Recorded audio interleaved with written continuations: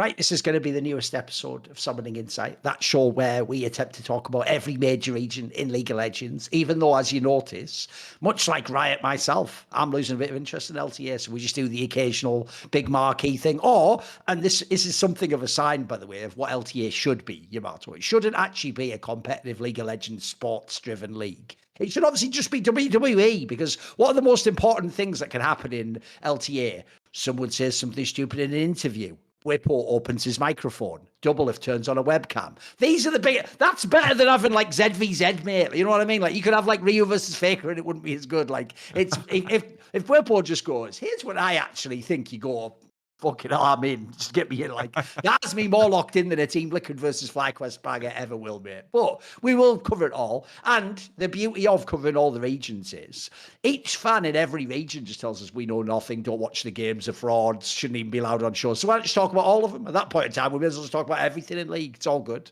So let's start, Yamato, with actually a rare example of where we're not going to talk just about like players in the tournament stuff, because this is one of those rare times where even though everyone overreacts to every balanced patch in every major esport anyway, like the one they're about to do now could actually, like people are, but this is what I mean, Yamato. Think about how exaggerated things are. People already made it sound like taking out lane swaps, like change the game totally, or all these adding Atakan and other but the change they're about to do soon might actually just make the game completely different from the one we played earlier this year, right? And it's going to be a classic Riot style where it's just going to be during the split. It's not going to be like, after MSI. Well, that's one of the weirdest things. They don't even seem to factor it based on the competitive calendars. We're just going to, in the middle of this split, just basically change League of Legends. It's very strange because it feels like you could have just MSI finishes, boom, you have like a new opening season, the spirit blossom blooms, and it would have made perfect sense. I don't know what the stress is for, because it's not like it's in the middle of the year. I guess like approximately, but not really, not in the middle of the year. I feel like Noxus and Arena still has some legs in it, and they could have like let it flow. I don't understand the stress behind it. Just to loop everybody in on the changes that are coming, right? It's like Atakan is basically being streamlined, which I kind of like. Like it was kind of bad as a viewer experience, I imagine, where you sit there and think, it's like, oh, will it be gray Atakan or red Atakan? And then it's like the visibility of it is kind of strange. So I'm happy that they streamlined that at least. But the big change I would say is just the removal of like the second spawn of grubs. So basically, there's just going to be one pair of grubs. We had this kind of like these beats that you needed to keep up with in the game that made the game very fast. Very team fight heavy, where strategic decisions needed to be made real time. Like we see in the LCK, we see the swaps into top lane, and then there's a big fight on grubs almost every single game. And I always thought that this is the direction that Riot wants to be headed in.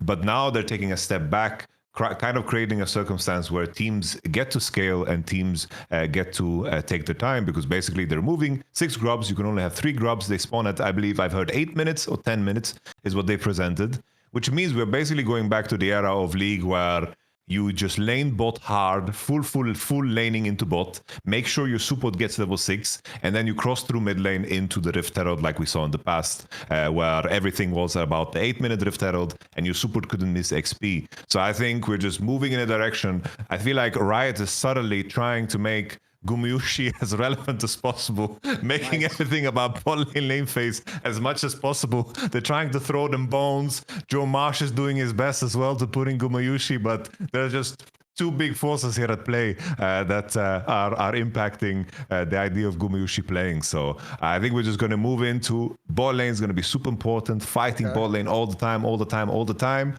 do the dragon, because there's not going to be any like big trade-offs. I feel like top lane is going to turn into a role that will just live in isolation forever again.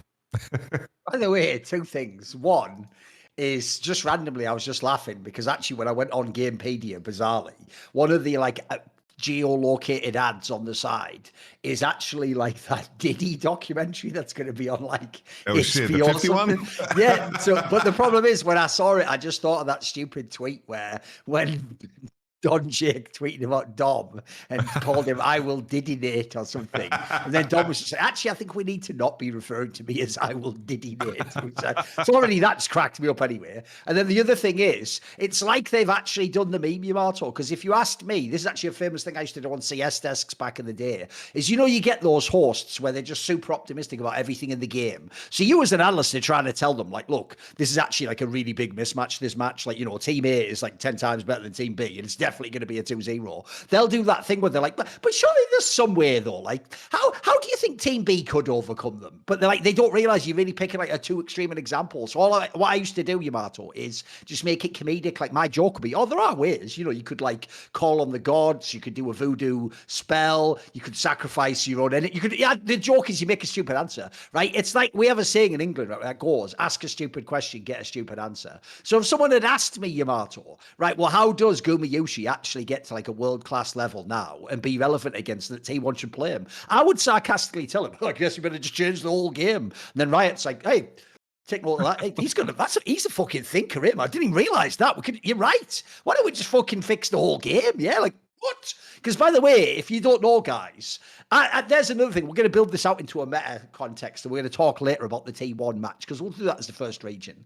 But like, that is actually one thing that I do think is crazy in League. I'll never get used to it, Yamato, is even though I have a very good memory, it's really hard to remember all the patch changes and when they took place in seasons. But what's mad is we all do that thing where we act like it's football. It's almost the same game it's been for like 100 years. And when we all look on the Gamepedia or Wikipedia or whatever, and we see someone came like 5th to 8th, in our brain, we just go, guess they had a bad split. You never think about things like, maybe that was like a guy from lane swaps that was having success. Maybe like we're saying, maybe it's someone who like wants to fucking hard lane bot. Maybe they don't want roaming support. There's a million factors can affect the game. I always think League is actually like one of the craziest esports I've ever seen, bro. Because think about this aspect for a second, Yamato. In CS, the game and the maps can change, but like I said, it's a bit like football. The fundamental concepts remain the same though. And I'd even say, like, even if you think of something like StarCraft, right? In StarCraft, obviously your race, your characters can be like the ones that aren't OP at the moment, but you're still playing the same characters. Dude, League is the craziest esport ever. You actually, as a pro, technically don't main anything except your role. And within your role, not only the game and like the meta of what other people are picking and showing is good, but then just the developer themselves just every now and then goes like, throw a little grenade in there, like, deal with that. Like, what? And you have to just roll with it, mate. And people do that thing that drives me crazy, bro. They always say that line on Reddit. They go, well, being a pro is about adapting. It's like, but how far are we going to go with this, though? Because my problem with this topic, to make it like something to throw back to you, is I don't know as a pro, like, yeah, this is just like being a war, mate. You're not adapting. You're just surviving. You're just doing what you can. Like, you have nowhere to prep for this. You don't even know typically when they announce things how it'll play out in the game. And then the worst thing to me is, like I said, you're in the middle of a bloody split. Like, one week you're just playing one way, and then the next week it's like, well, Men in Black. Oh, now I'm playing a totally different way. Like, I think that's I think that is actually too high a standard. I'm with you, by the way. There's a really obvious way you should do this, in my opinion, which is you've got the 3 international tournaments now. Use those as mini seasons. Maybe even tie it together, tie in like solo queue seasons if you want with fucking pro, whatever. But there's got to be some way, surely, we could do it. Because the difference is, think about how much easier it would be to remember that, Yamato. Imagine if the story was, oh yeah, lane swaps. Oh, well, they got rid of lane swaps after first stand. And then, oh yeah, they made this change with that again. That was after MSI. That would make it way easier to sort of condense it. And the storylines, I think, would be better. Because, like I'm saying, mate, the obvious angle here is, we're joking, but what if it did make one team like 3 times better in Korea, one team like half as good? That's actually kind of dodgy, mate. What is that? That's not being a pro. No, it's very freaky. It's very freaky. That's why, like, always, I guess, as the phrase you said yourself, it's like pros should be able to play so many champions. It's like, that's why I have such a deep respect for players that have been good for so long across many different teams, because it's insanely difficult to keep up. And it's also there's periods where you play the same shit over and over again, and then you get kneecapped. I think Team Liquid is a good example of last year, where it's like AD carries mid, you had Tristana cook for the longest time, and then everything just switched coming into the World Championship, and T1 was there ready to catch the meta shift. It's like, at this point, I understand that it's a part of the game. They need to keep it fresh. They're changing it. This has been like for the longest time. But now the timing of this and the timing of the lane swaps, it's just, we're not asking for super much in terms of just wanting some kind of competitive closure, because everything is supposed to be like a ramp up, and it's kind of like, imagine you watch like a season of something, and at the end, like, let's say the last 3 episodes, you just kind of have a flashback. There's just a bunch of flashback episodes, and that you just left on a cliffhanger in episode 7, and you're just sitting there. I was like, what the fuck just happened? Why didn't they continue what was going on? And you're supposed to kind of reach some kind of climax at the end, and you're supposed to see, oh, this was the best team of this way of playing the game, and instead we had First Stand, which was kind of a joke when it came to competitive level. Here's the sad thing, though, bro. And that one of the things that will always be really jarring to me, Yamato, is obviously League of Legends wasn't my first esport. In fact, I've been a part of esports. I think I have amazing circuits, open circuits. In Dota, they've had double elim forever. They have all the different things you could want in the scene. You can already experience in other esports games, but it always makes it jarring when you come back to League. Because, for example, I actually love that all of you now don't really fuck with First Stand that much. And I'm like, it's not really that great a tournament, is it? It's a bit of a small format. And I want to go, bros, that's what they were keeping you at with MSI for like fucking 7 or 8 years. Like, that used to be your second best tournament. Like, that's actually how impoverished people in League were. You had Worlds, which was like a big spectacle, and then aside from that, you just had all these weird tournaments that like weren't that satisfying. Because how were you, mate? Like, First Stand for me, it reminds me of old MSI. I don't even really care about who wins it, you know what I mean? Because as you saw, I mean, they did it. Like, KCorp came second, like losing more games than they won in the tournament or something ridiculous. Like, they lost more games than fucking Flying Oyster. So it is a bit of a wacky format. I'm with you. But I do think, like I say, I think it would just help so much if you could actually like tie these things competitively together. So there's a logic, like I said, like it ends after this tournament or whatever. I also just think, as a general rule, one thing I've never been a fan of is the idea you sort of qualify in one version of the game, then you play the tournament in another one. Because essentially what I'd say it's quite obvious there is, what were we selecting for? Like, surely I've just selected the best teams in that patch, and now I'm not going to play that patch. Like, to me, that's kind of crazy. Like, I'd even rather do the swap like before playoffs than to have like playoffs in the international tournament be on the same patch. Because I also do think that's another thing that does slightly spoil it. I mean, actually, it did happen with First Stand, remember? Like, First Stand, you came into it and there wasn't going to be all those crazy lane swaps. Like, we just watched the whole fucking split long bit where even the best player in the world at top used to get lane swapped on all the time. So it does make it trickier to tell the story, in my opinion. And also, this is where I don't totally blame fans. It's too hard for a fan to keep patches in their mind, Jamal. They just watch the player and just go, is he good or is he bad right now? They can't be remembering, is it 10.2? What's on the live view? Look, they're not doing all that shit, man. They don't even know about that. They're not even on that level. They're not. So it refers to the conversation before. Like, I am so surprised always that League has survived for super long. I take great benefit from it, but you know, my information about League is still useful 15 years in. But the fact that such a complicated game that is always changing, I think we are incredibly lucky that there's just some storylines that played out the way they did, whether it was like the DRX at Worlds or T1 winning, Faker winning. I think just the continuity of seeing things that you recognize and you can make sense of. I think this is like the most crucial aspect of everything. And I think somewhere along the line, if the timelines played out different, I think that League would have been in the dumpster. But now they're taking this approach of, you know, making these game modes to get people back into the game and visually changing the whole map and so forth. I like the direction, but still, I don't think it's like extreme enough. I want a map editor, you know, I want people to be able to express the creativity in the game. And I think that's how you get people to play the game. But when these faces that everybody recognizes, when they go out of the game, I don't know what's going to happen with League, because I can't imagine as a casual viewer. It's like I just compare it now to my Formula One experience. I don't watch Formula One. Like, I don't wake up in the morning to watch the races. I watch the highlights. I watch some interviews. I understand this. Like, oh, did he drive faster than the other guy? That's like the nuance of it, and it's very surface level, and I can get it. And then the continuation is like, if I want to go deeper, oh, it's like, oh, the hood of the car was built wrong and they kind of cheated. The car was overweight. If I want to go deeper, there is depth to it. But at the core of it all, it's very, very simple and straightforward. And now, like, looking back at the changes, like Atakan was a very, you know, at first it was very jarring. Feat of Strength is like completely pointless and just takes up kind of real estate on the screen in terms of what it is. So I wonder how they're going to like maneuver themselves out of that, because I think making the game inviting to the casual viewer is just almost impossible. Indeed. What you eating, man? Just eating some sausages. Some old sausages. Irish style sausages. Then go some ketchup, Italian British. Holy, that is very UK, but where are the beans? Where are the hash browns, man? No, I'm not on the carbs, mate. Not on that shit. Right. Anyway. No, one thing I would say is, That's actually a point I've made in the past that everyone ignores, but they don't realise, Yamato. It's one of the reasons why esports has sort of stagnated the last few years. If you look at esports over the last like 5 to 6 years, bro, there wasn't a new game that came along that took the industry by storm. The Jokers League is the last one. Like, there was a brief period, if people don't know, where like as an actual playable game, Overwatch did do very well, like early on in its early days. In fact, it once even for something like a week or something, I think it actually even overtook League at one point in time, very briefly in the PC banks. Just after that, it went right back to like League #1 and then Overwatch dropped off. So Overwatch had like a brief period. It tried to be the new game. Its problem was it couldn't do both though. It couldn't do like loads of players, but then also really great viewing experience. Like if you notice, it never got the viewing experience off the line. Then you go elsewhere, it's the same story with PUBG, etc. All those PUBG, Fortnite type games had infinity players. I mean, it's the reason why they were huge. Like I don't know if you ever saw this, bro.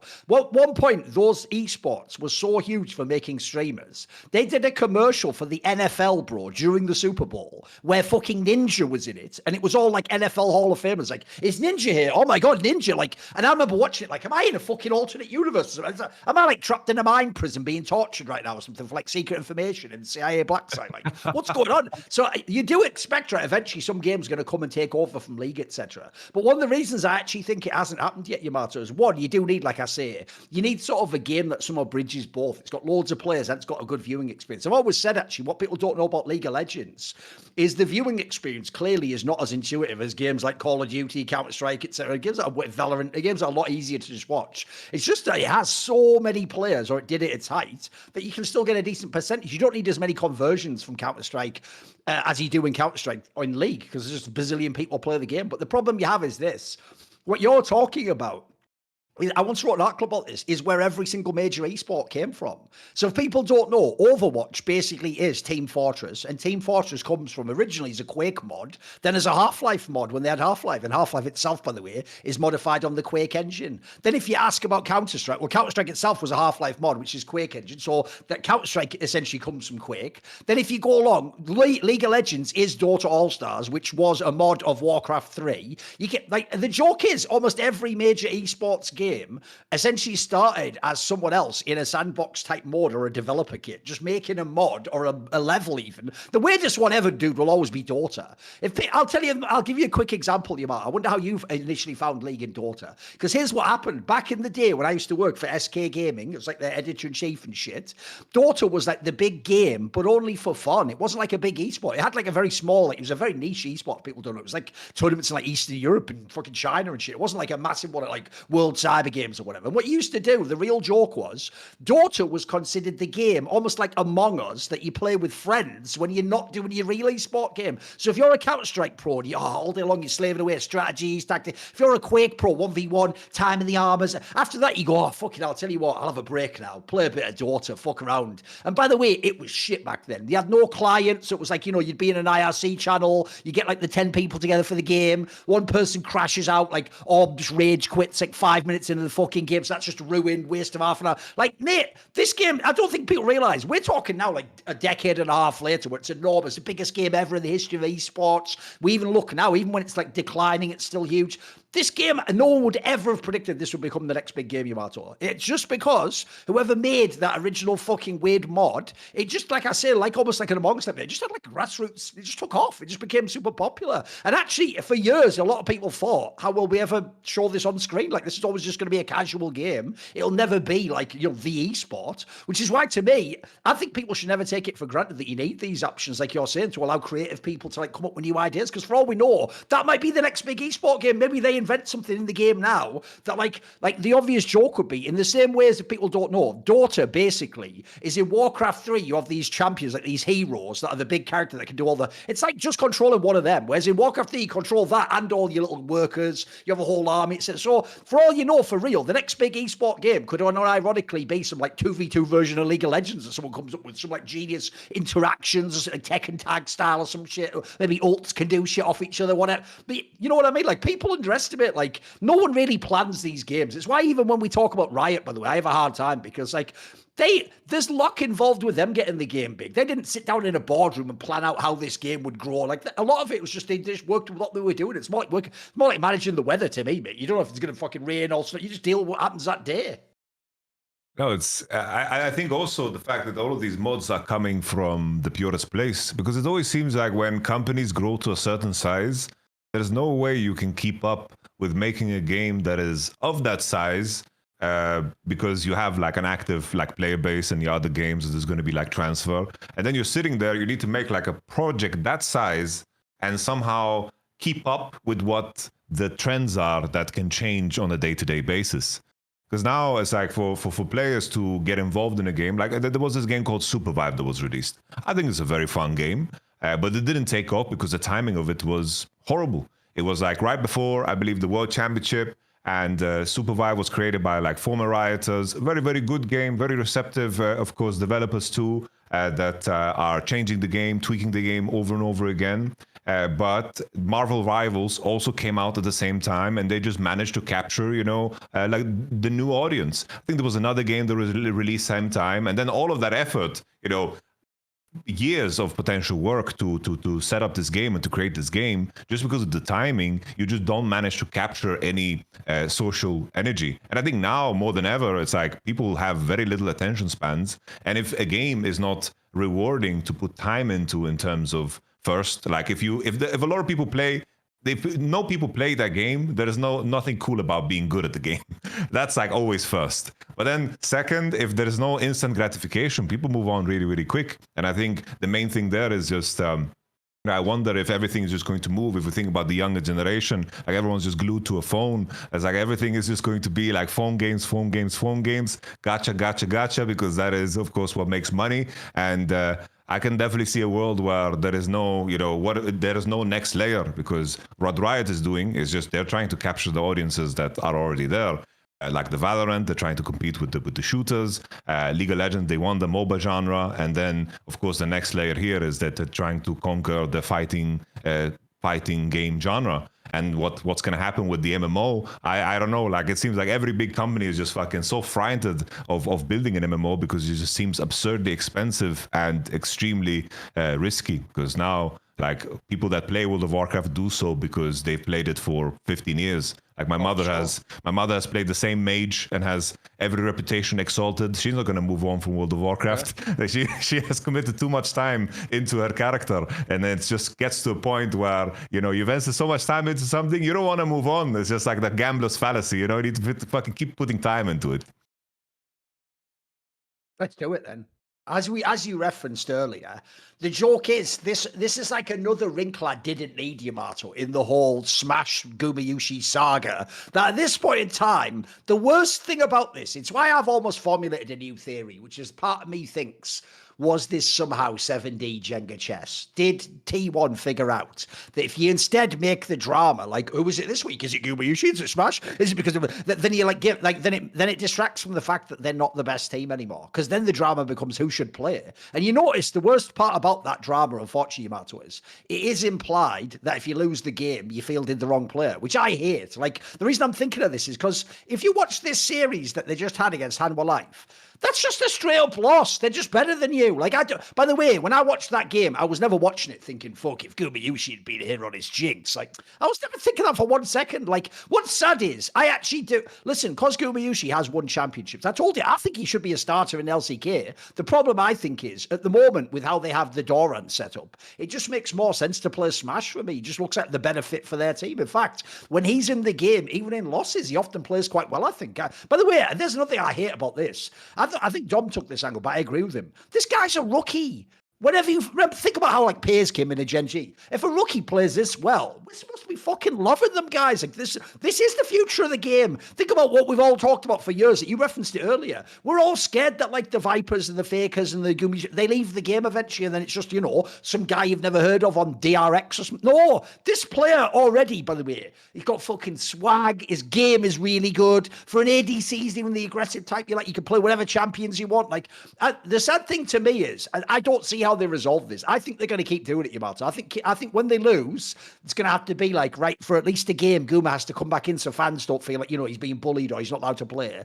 But I actually think like, If it was up to me, I would have already just made my choice and been like, look, sorry, Gumi, you're like the sixth man. As we talked about past episodes, maybe I'll play in certain circumstances. Like if he has 2 bad games or whatever, or it's like we're saying, it's a meta angle where you could play something that's one of your picks. I'll play you sometimes. But like I would have already picked, mate, because we can laugh at T1. Like I certainly don't think they're the best team, but they're not bad. And I think the Smash guys are actually good, mate. I'm kind of over that whole topic. Like I'll follow it for the drama, like what the T1 fans up to. But like I think, like I said, I think it's like a lose-lose scenario because you're not gonna, if you were the number 1 team, then you could justify whoever we put in was the right choice. But you're not going to be. Like, the way it looks right now, realistically, you're the 3rd or 4th best team. I'm not even sure. I want to see them play D+, by the way. I want to see if they actually now the 3rd best team. What do you think on this topic? Because it's going to come back every week, we can tell. Every time they lose, it's going to be the new topic again.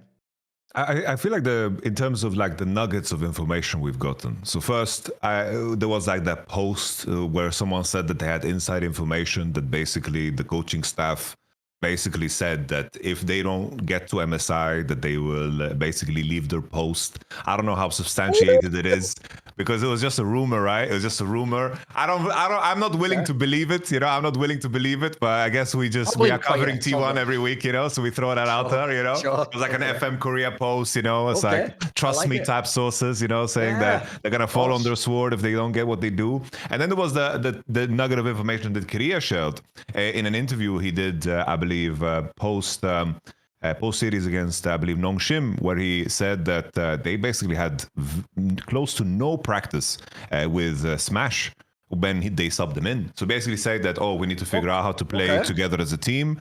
And the implication was that they had very, very little scrims. So basically, it seems like Smash was put in post the series that they lost and then just subbed them in, and then he got like 2-3 scrim days and then rock and roll. And leading up to that point, they practice with Gumayushi. That's how I read between the lines, and I think that's how the majority of community also understands it. Because a big narrative point was that Gumayushi doesn't even get to be in the practice room. He didn't get a chance. He didn't get a scrim. And I don't know where this narrative started from. I think it was just like Gumayushi fans that are defending him and trying to justify and piece it together. But it seems like something is so extreme internally in terms of how things are going. Because there were moments, if you just look at it, if there was no emotion involved, no like character, no in terms of how the dynamic works, then there were definite moments where it would make sense to put in Gumayushi. Like, for example, that game 2, you know that already, certain champions are out of the pool. You put them in that game 2. That game 3, after like Zeri, Kaiser, Ezreal's out of the pool, you think Gumayushi is now good with the Jhin and the Ashes. You know, there's definitely been moments where I think that you can put in Gumayushi and put in, of course, Smash in certain draft moments and get like a competitive edge as you would in a 6-man. And the fact that they haven't done that or haven't explored that at all, or we haven't seen them play in the same series, seems like there is some kind of internal turmoil.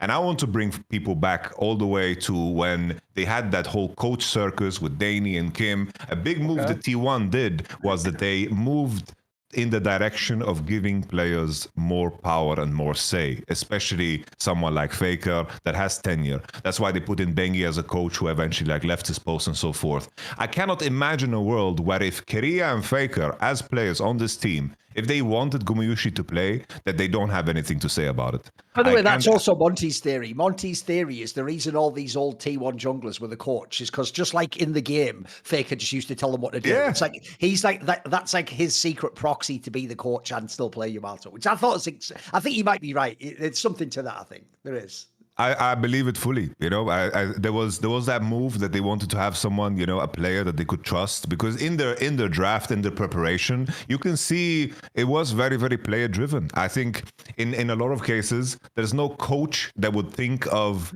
your support playing Caitlyn or like Ashe even before it came up. This is a player idea strictly, more so than anything else. And I just wanted to throw that out there because I don't see a world where Faker and Korea would sit there and it's like, oh, we really want to play with Gumayushi. Oh, fuck me. I guess the coach said so I'm going to just sit back. And I understand in Korea there's a question of like hierarchies and so forth. But I think that in terms of how T1 is and Faker is at the top of the hierarchy, if he, of course, wants to have a say in this circumstance because of what T1 went through when they had, you know, the players' chairs with all the drama back in 2020 and even bleeding into 2021.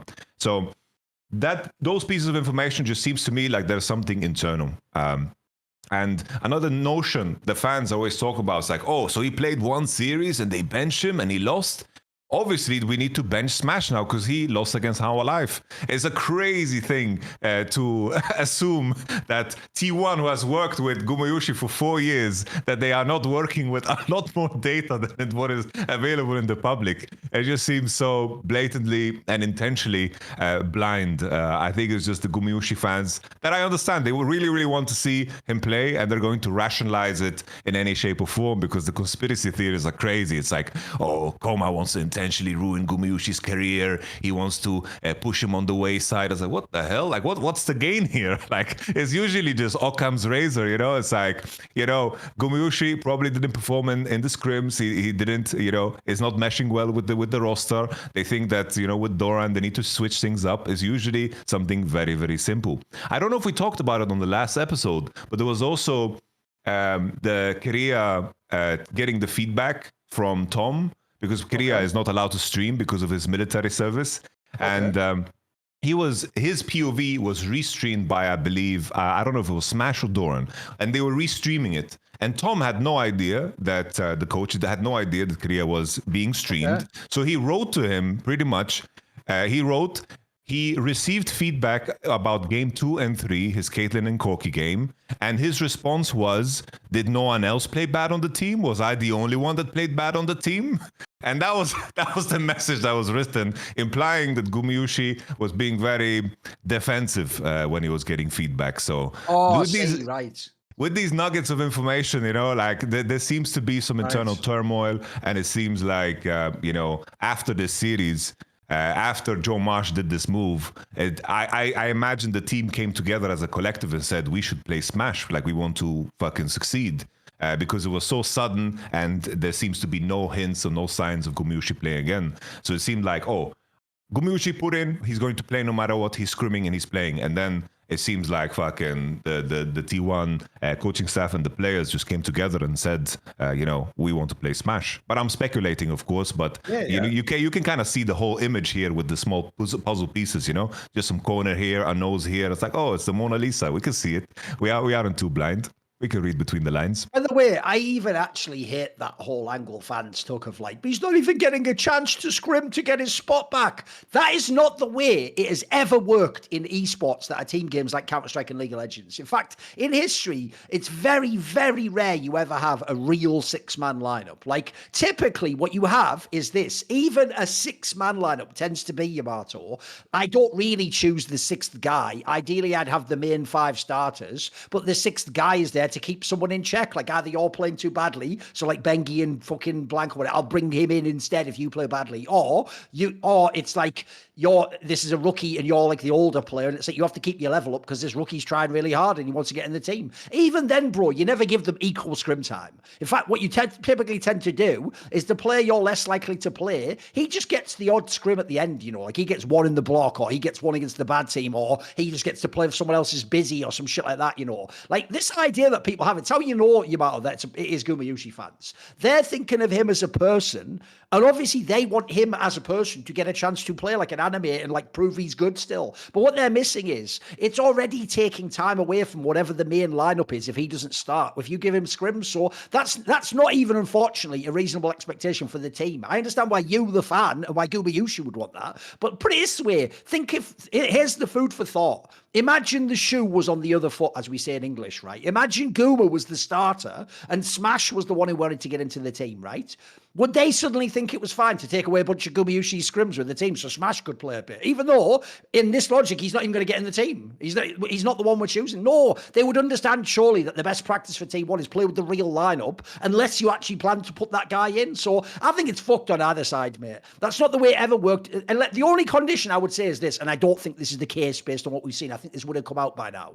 The only difference would be if somehow they'd promised Gumayushi, you know, when he signed Yamato, like, you'll always be the starter, which, by the the way, would be an insane thing to say. I don't think anyone would ever do it because, as you've even seen in League, bro, even Faker can get benched. That's how ruthless this game is. Think about what we discussed about half an hour earlier. The whole fucking game fundamentally changes. The champions you play change, the way you play your lane, how you skill. Everything can change in this game, so everyone can be benched. No one's a permanent like must play. There's no those players don't exist. I think it's only games like Counter-Strike you can do that in, where the role stays fairly similar, and it's just how good you are as a player. Also, you just couldn't like replace someone as easily. Then I've got like one last detail for you, which is, don't worry, I understand if you're a Guma fan. This fucking sucks. Not only do you not get to see Gumayushi play, by the way, you should even agree with me. If they're not going to let him play at T1, can we please just sell him to like KT Rolster or something so he can go play actual League of Legends and just play another team, or D Plus or something? Can he just go to another team? You know what I mean? Like, one, I'd like to see him play. He is good. But also, this is unfortunately just how ruthless sports is. Like, I'll give you an example you might not have heard of, Yamato, because it's an old school baseball one. You might have heard of the person, though, because actually he's famous for something else. But there's a mad story. I've looked it up now to confirm it's true, because obviously I'm not like a fucking baseball historian. So have you ever heard of a player who was called Lou Gehrig? Have you ever heard of him, Yamato? Right, he actually is a guy who had like an illness after this, where he had like some weird thing that fucked him up. But basically, there's a legendary story, and it's actually hilarious because it's a great example for what could happen if you're a Gumayushi. Because forget the idea you get your chance. This guy used to play for, I think it was like the fucking. Let me double check. I think it was actually like the fucking, what are they called? The Yankees, I think. Yeah, he played with the Yankees, right?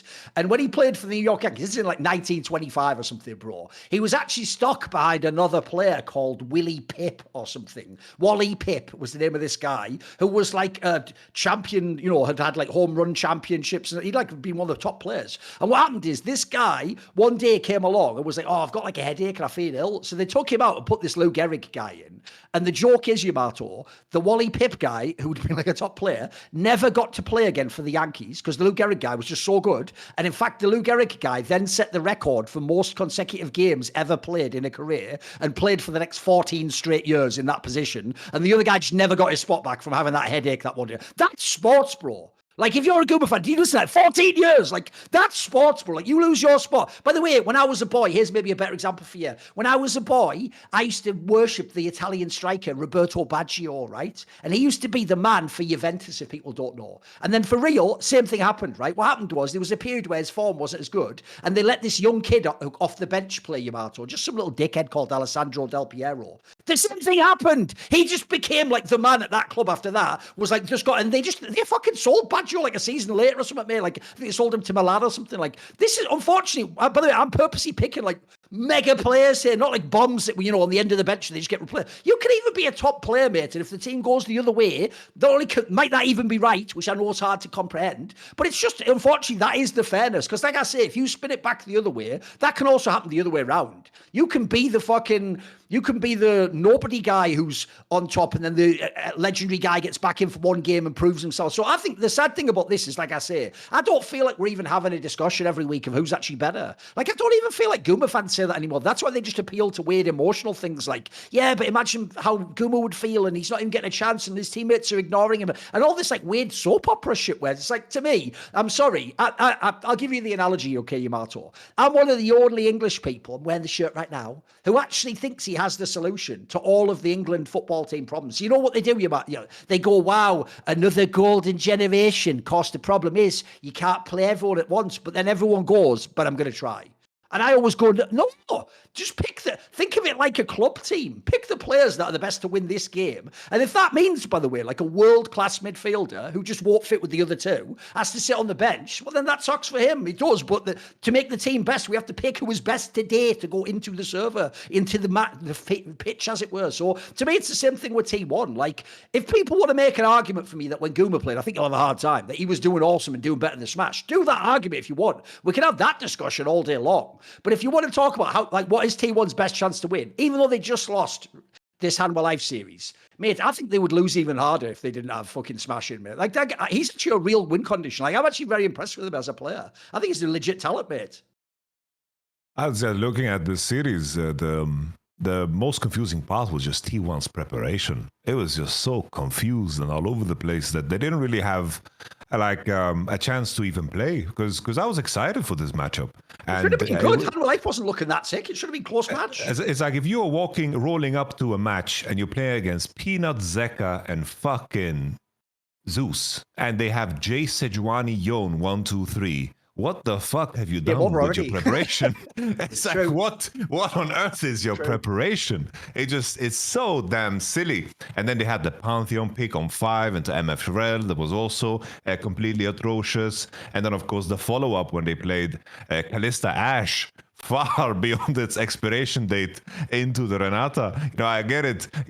Korea's genius is that he pulls shit off like this, but that has been nerfed to the ground 82 times. It's just in terms of their preparation work, also giving, once again, Zeka a perfect Silas angle. It's just as if, is How Life a new team? Like they have played the most games out of anybody this year so far. We know exactly what they're good at. You know exactly what you're inviting. And this was like such a botched prep job that I have to just blame it all on the preparation. Because even though, sure, you can look at this and say that Smash didn't have a good series, but what on earth is he supposed to do in this series? I felt the same for every T1 player here. I think that Thorin had like a fine game one because he was under a lot of pressure in terms of dodging ganks and making sure that he clears waves and gets information, but beyond that there was very little salvageable. Like there was nothing to salvage here just because the preparation was so damn ass. And it's like usually when Reddit like has analysis, why did they put Yon open? There are moments where I fully agree, and this is one of those moments. This is definitely one of those moments. Fuck me, the prep was bad. Also, you got the whole angle. Like, mate, think about when they played against fucking when he played that like Sion game, bro. This is why the Smash guy needs to play, because Thorin should just be a weak side. It's obviously his game, Yamato. Like, you can even tell. Like, if I give him a fucking Jacer and I'm better or something, I'm not thinking he's going to smash the game, am I? Like, it's just not who he is as a player. But the sad thing I think about this is, it's another thing I hated when I saw that it was Thorin replacing Zeus. Because I knew all that they would do is this thing where you just look at everything he isn't, and then you ignore everything he is. Like, there is a reason this guy won like 4 LCK titles or something, man. Like, he's not a total bomb. Like, he can play League of Legends. The problem is, he's not Zeus, who was one of the most outrageously talented players in like all of League of Legends right now. So you can still make it work in this team. It's just the problem is you can't have like a world where it's like you have to play to top side.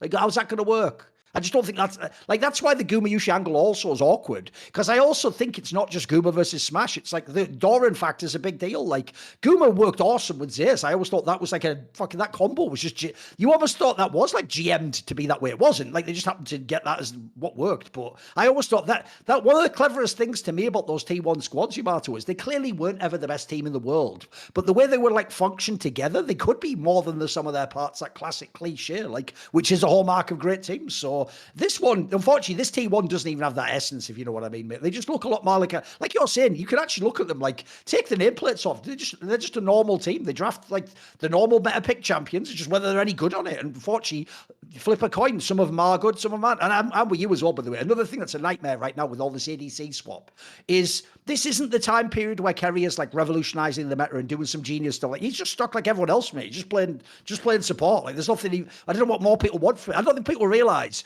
there was literal springs. It used to mainly be spring for some bizarre reason. He always had these revolutions. There were whole springs where this guy like completely changed the whole way all supports played in the world. Like, you don't see that at the moment. That seems to have gone. I do like, though, I'm still gonna repeat that Mata angle. Like, how Korea and Ona are playing together is more so than they ever had in the recent years. It's like Korea was such a tempo cheater always. Ona was always farming, and they are actually like playing together, contesting space together. But the main thing is like you're playing catch up against some fucking you're playing catch up against fucking Delight and Peanut, and they have done this now for for years. They have hundreds of games together under their belt of perfecting this and just being the best in the world at it. But I think, for me, the whole conversation, Guma versus Smash, I think the Zeri moments, the Jinx is something that Gumayushi can play too. The whole Doran conversation reminds me a lot of like when we were always doing the thing where we say, oh, Chovy's fucking good. He's the best player right now. Knight is always good, the same best player right now. And it's like the same conversation. But has he won any worlds? It's like I feel like it's the same with Doran. His biggest fault is that he's not the GOAT of top. It just sucks to be him. And I do think that Faker is also playing well. I think usually he starts off well at the beginning of the year if we look at the past years. But now after first stand played and he missed an international, I think he's also doing super well. There was an Ari game where he missed some skill shots here and there, but I do like the level of like activity and the presence Faker has in the games. If I compare it to where we were last year at this point in time, I remember like the fucking AD carry meta and how Faker was struggling. So I do think that there's an opportunity here for T1 to still be like extremely competitive, because I do think some of their players are like still playing at an elite level. It's just a question of, in terms of how you build your roster, really committing to integrating Smash seems to be just the best play if you care about being competitive, because I don't see how Gumayushi is going to change completely in comparison to a rookie that already shows the characteristics that your team clearly needs. No, by the way, that's actually one thing I will say that is a positive if you're a T1 fan. It's not only did the Faker start the year really well, like in the first few weeks, he looked fucking sick, mate. Also, notice that hasn't been a topic this split for T1. Instead, the drama's about, like, Zeus isn't there, they've got Thorin, what's going on with Joe Marsh, what happened with that agency, Smash and fucking Guma, who's playing, who's not, are the trucks there. There's actually been no drama around Faker. Like, actually, Faker's levels, like, he actually has something of a renaissance compared to past years. The obvious problem for me is this, Yamato. At this point in time, I do think that, like, if you follow all the interviews over the years, it sounds to me like Faker has had some sort of like wrist injury he's never fully recovered from. And I get the feeling, it reminds me a bit of sports where it's like, sometimes to actually recover, he'd probably need to take like 6 months off the game. And I don't think that's possible in League of Legends. Like, I think what you do in League of Legends instead is, if you're still good and you're at the end of your career like he is, and you're on a massive contract, and also you can sort of like do 70% of your level, you just play and hope you can still win. I mean, think about it. He's been winning the World Championship for the last 2 years. He was in the finals 3 times. Like,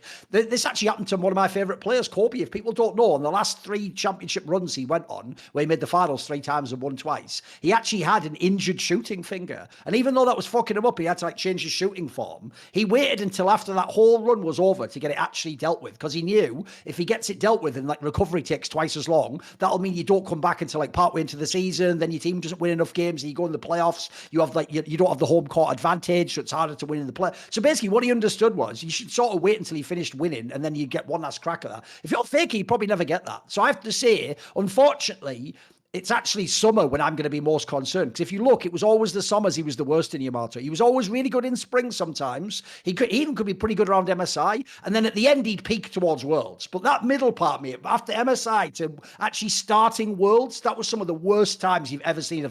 By the way, you can even go back, like, if you go back to when he was getting benched, like season 8 or whatever the fuck, it was the same thing. That was when he was getting taken out, like Pyrian and people were getting put in. Like, it makes me think that I think too much play and too much stress exacerbates whatever injury he has and probably makes it harder to play, or maybe it's even painful, who knows, which to me, that's why you can't ever expect him to actually be like the #1 player. It's just not plot. It doesn't even seem like his body's going to allow for it. But I tell you what, it's working fine the first like split in half so far. Like, that's actually not even a concern, mate. Like, if I look, he can actually be comparable to the BDDs and the showmakers of the world. That's totally plausible. Bro, I wonder if some teams are hoping, because if you go to MSI, you got the EWC business as well true. right after. Yeah. You got to fucking fly from Canada, then to Saudi Arabia, and then it's like the schedule is going to completely annihilate you, and then you need to start summer like a couple of weeks after. Like, maybe the biggest blessing for Faker summer just not to go to MSI, and currently as things stand, like Gen G. You know, you spent too much time around fucking T1 fans, mate, because you just did that. You just did that copium. Maybe it's better that Faker's not going to MSI. Like, fuck, this is the craziest take of all. Good, I like it. That's a good political angle. That's a good one. That was more of a joke. That's one was for you specifically. Okay. But in terms of like looking at the competition, it's like Gen G is weird. Because game 1, they look like ass always. Yep. Like their game was, they look sloppy. Chovy's doing mistakes, and then game 3, they're like, what? They're like they have like awakened completely, and you can see what this team is just capable of. I'm just excited for the Genji How Life rematch, because it was like at the start of the split, it was too soon, too early, a little bit too easy for Genji. And I feel like How Life now ramping up, and the battle between the two is going to be so intense, because T1, I'm looking at D+ in terms of where they're at as well, in terms of their level. I do think that the magic of Showmaker is kind of waning down a little bit, because, of course, in winter we're super insane. Lucid, a lot of his champions are not as playable as they were in the previous split, because the meta was a lot more dynamic in terms of like the AP jungles. Sure, you can play some Lilia, but the odds of course, Nidalee coming through and, just him being allowed to play carries is a little bit, narrowed down. So I feel like D+ losing steam. I do think that if T1 face up against D+ in the short term, that I do think that T1 should be, the better team. But with T1, you never know. And I feel like that's basically the title of the current ecosystem in every region. It's like, they should win, but you never know. That's basically the title for me, especially with fucking LPL and some of the shit we see in LEC, but I guess we're gonna get to that. Yeah, unfortunately, Genji Hanwha Life isn't until fucking 21st of May. It's like, what? That's forever. So just the nature of the tournament. By the way, that is the game next week, though. Next week, a week on Friday, is the T1 versus Damwon game. That's the big one for me, because I'm with you. I want to see, because that team's also like an interesting squad. Like, as you say, they definitely did look better in the last split, but you look at the pieces they have. Like, that Simu guy is like the future, man. That guy can clearly be like a real player in this league and be like a good. And that was like a pickup that they got out of nowhere. That was just, they just gambled on like the fucking challenger player there. So that one's a really interesting one. I'm with you. There's probably still one piece away from me from actually being like an LCK champion. Like, it'd probably be something like different fucking jungler. That's a pretty good angle. Don't hit that one. Maybe Showmaker just play like in winter. That would have been plausible. It's not impossible, but they need like a scout, They need a scout. Yeah. Put scout on this team or some shit. We are back to the LCK supremacy dream of bringing all the players back. The D+ just reminds me way too much of. They're the 100 Thieves of this league. It's like, they're ready to brawl, they're ready to fight, but if a team is willing to take a breath and take a step back and actually look at what you're doing, there are so many inefficiencies that you can capture and deny. Because I do think that in terms of their approach towards side lane and towards fighting too is very, very brutish, and they get away with it because mechanically they have some super talented players. I think like Siwu, Lucid are like fantastic finds, because I always think back to the fact that Lucid needed to, step in Canyon's fucking shoes and started off very slow, and he wasn't getting a giga blasted when he was underperforming, and then eventually it paid off. And that's the saddest part of what Smash goes through, right? Is like the amount there's no rookie that has been under more pressure than this guy. Maybe Poby, when he subbed in for Faker, but at least people had understanding because Faker was injured. But there's no bigger pressure than what Smash is under. And this guy's the rookie. You kind of hope that he gets to breathe easy and gets to focus on his gameplay, because if you think about like some other big signings where people step into shoes, it's like people were very kind to Yike in the beginning. He was given all that freedom, given all, of course, that support within the team too, because he was stepping into the shoes of Jankos, who of course left a massive fucking legacy on G2, and you gave him time, and then eventually Yike had games where he was performing super, super well. And I hope that Smash receives the same courtesy, because I don't know if it's going to be a thing where, next week they're going to swap and then they're going to swap again. I don't see how anyone is going to grow together with the team to the direction that they need, because I think they just need to make a commitment. By the way, one thing I would be remiss if I didn't bring up, Yamato, is this is the Jumanji meme. What year is it? Someone actually played Zed Jungle. Bro, that is something from like season 3, guy. That's like Insec way back in the day. Like, what the fuck? Zed Jungle, what? Bro, because this is one thing, we talked about this in the past. This is one thing I do love about Canyon Yamato. The guy has crazy swag. Like, that's like the stories, right, that say that supposedly people like Kobe didn't just like, want to be as good as Michael. They used to privately be like, I'm better than Michael Jordan. Fuck it. If I played him, I'd have wrecked it. I think Canyon believes that, bro. I think Canyon looks in the mirror and he's like, I can see the greatest jungler that ever played League of Legends. There he is in front of me every day. Hello, sir. How are you doing today? Zed Jungle. Think I will. That was in game 3. He was playing that against a potential playoff rival in game 3, the decider. This guy's just swagging, pulling out Zed Jungle. I love this, mate. I love it. Even if that hadn't worked, I love the ambition alone to have the balls to play. And you Canyon, bro. Of course I can play this mechanical shit. Watch what I do. Crack, of course. He's like a gunslinger, mate. I love this guy. But I love the fact that he's doing it in the regular splits, you know? Because usually it's like with Canyon and Gen G, he's been chilling always until fucking playoffs. He's been phoning it in the regular splits. But now he's doing it in the game 3 against D+. You know, this is the shit we like, because there were moments last year he just slammed the Kazakhs into Zinzao. The world stopped. It's like, you just got smashed by Owner Zinzao. You're not banning it. You go into game 4 and you're fucking picking Kazakhs into it. You're a psychopath. By the way, this game is even why you should be hyped about Gen G when you saw that roster on paper. Look at what they picked, Yamato. They had fucking, what's it called?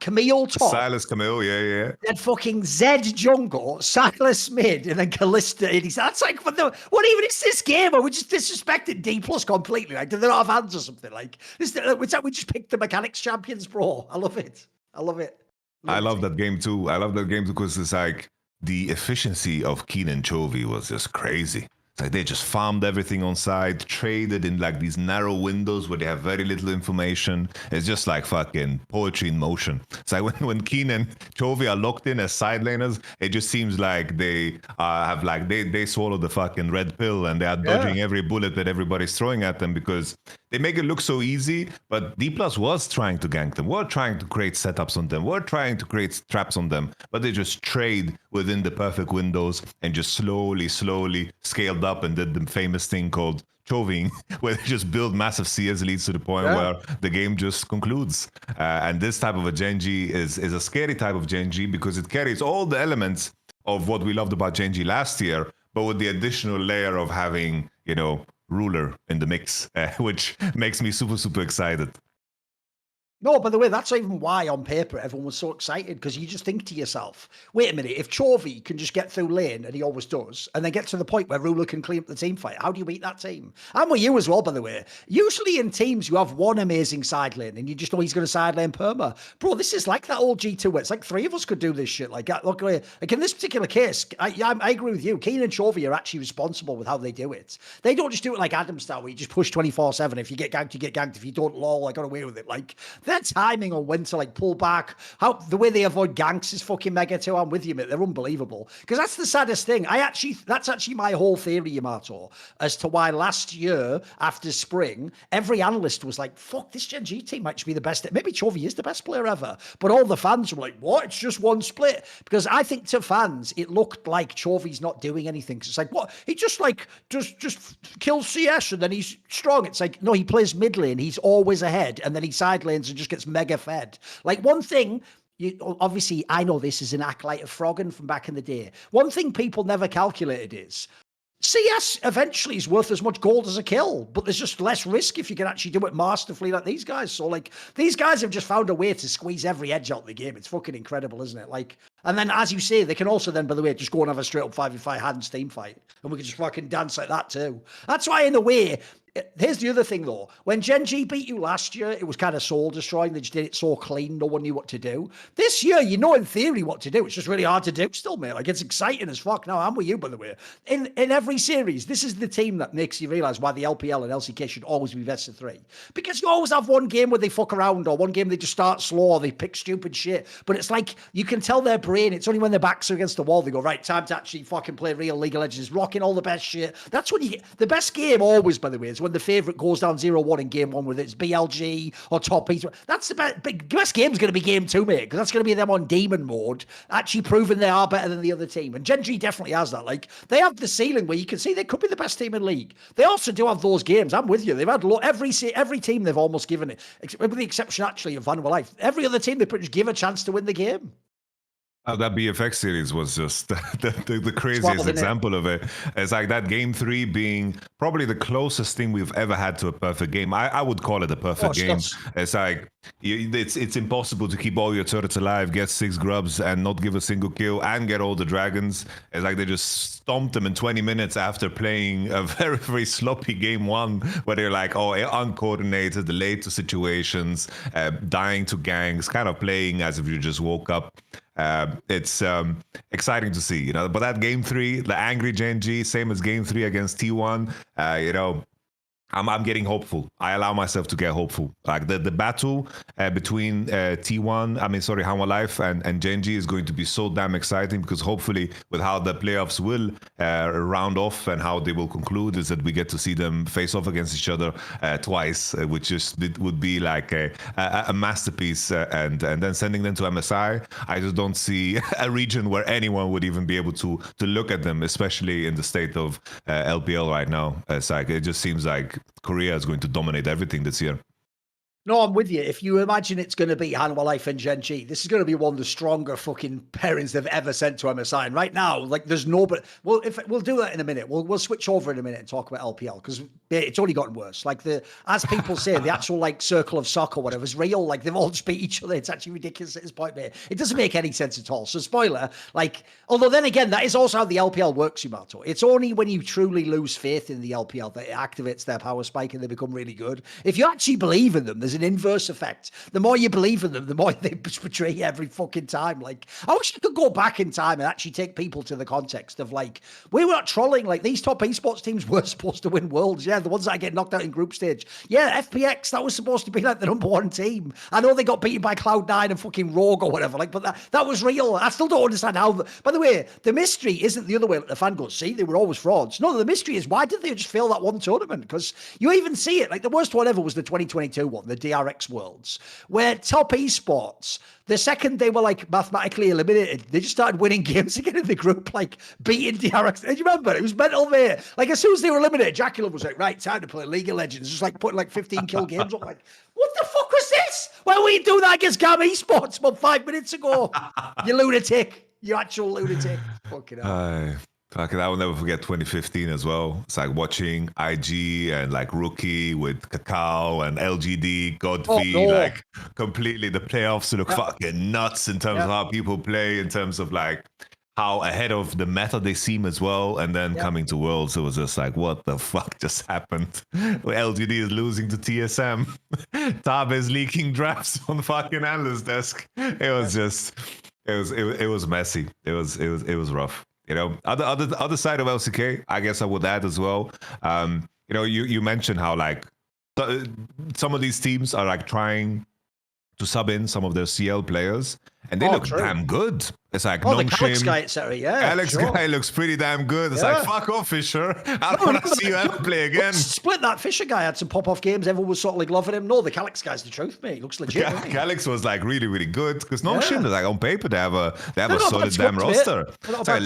Lehens, Kingen, they're playing, you know. Gideon was like semi-decent in LPL. I think like there's some potential here, but there was a clear hole in the mid lane. I feel like BFX as well, like the talent of Diablo as an AD carry is phenomenal. This guy is so damn good, and I'm just excited to see if he can surround himself with better players, because that's also like a location where there's just a hole in the mid lane in Vikla. Also, on the topic of KT, it's like they basically just fucking removed their whole roster and put the CL in. Bad. You know, it's like they threw in like casting is like semi-decent, better than perfect for sure. They got themselves like they benched Jokdam too, and those guys are losing and dropping games and getting solo killed in Challenger series. So I'm happy that some of these teams are willing to fucking take a gut call and just remove some of these legacy names that sometimes stick around for way too long. There's too many players that go over to LPL, play like bad in the LPL, come back to the LCK and just have a starting spot for a year. Like, we need less of that, I think. We need way less of that. Because if Moham comes back after inting an OMG and comes into a team in the LCK again, I'll be very upset. I don't want none of that shit. No, the saddest thing is, there's actually loads of like second and third generation like talent now in the LCK. They're just not on KT for some bizarre reason. Like, we're talking about like D+ has found people, even FearX, etc. as the odd person. Like, you look at those squads in the middle, it's just somehow KT's just missed everyone. Like, doesn't it make sense, mate? Like, that roster, it's so sad, because the off-season rumor, remember, at the end of last year, was like, maybe they get Ruler. Like, that was the real story. And it's gone from, you don't get Ruler to, you open, like you say, you open a game now and you're like, squinting. Is it KT roster? The fuck, BDD's playing with them? What? Like, these rosters don't even make sense, does it? Like, mate, you're just playing with someone called Casting. Like, what? I'm out. And a guy just called Peter. All right, I'm Peter. Fucking Peter, yeah. Casting goes all right. I don't mind casting. He's played two series in. He's all right. But it was supposed to be about fucking perfect, wasn't it? We were supposed to hype him as like Lucid-esque, like, oh, he's going to be the next top. The problem is he hasn't made it yet. You know, he had his times where he showed some games that I'd promise. The KT rookies just weren't it, unfortunately. I could see what they were going for, but like, if I were them, I would just like, I mean, the joke is this year's a write-off at this point in time. You can forget about this year, mate. You're not even going to be like 5th at this point in time. You'll be like 7th or something ridiculous. I think the saddest part for them, my understanding is that they lent hype to the opponent that they played today, Bro, who is now benched for Bull, and hype could have been good for their team. And then additionally, their challenger team, their best player is the mid laner. And BDD you can never replace because BDD is like dragging this team over the finish line. So it's BDD is still fucking playing phenomenally, but he's just a KT loyal now. He's jailed there forever, and I hope he makes good money. I hope that he has a good life because BDD is a player I love super much, but I have lost faith in the KT train. When he plays the Yone, I know he's going to carry, but there's only so much BDD can do, you know? Right at this point, I just wanted to get out of KT, mate. Before I was willing to wait, and then KT bring. Although, by the way, to be fair, I will say this: if you have a look, the KT org is actually one of the orgs that doesn't just like spend willy-nilly every year. They spend if it like makes sense to that year, and that's why they, if you notice, every 2 or 3 years they build another big roster where they get like big names and world champions. So I would imagine this year is just the write-off, Yamato. Like, you test out these players that are in the squad now.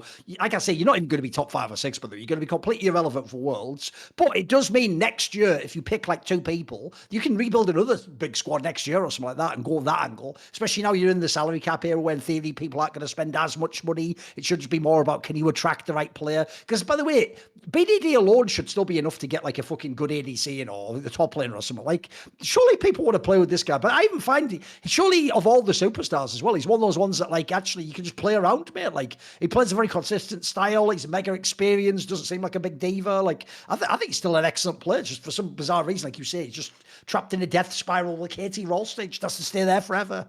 Imagine a world where you go from fucking pure chicken barrel and it gets worse after that, mate. Like, what? What? I thought I already did my hard time. Oh, that's crazy to even think about, man. I know. Again, losing game 5 because Beryl is face shaking. And then the next year, like, oh, well, good news. Here's Doc Dam. What? Why? Why are you doing that to me? What? Have I not always been loyal? Was I not a good worker, sir? Please.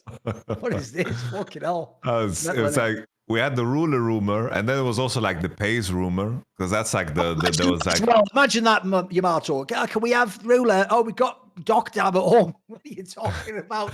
I can't go from ruler to Doc Dam. What are you talking about, you lunatic? It's tough. It's tough.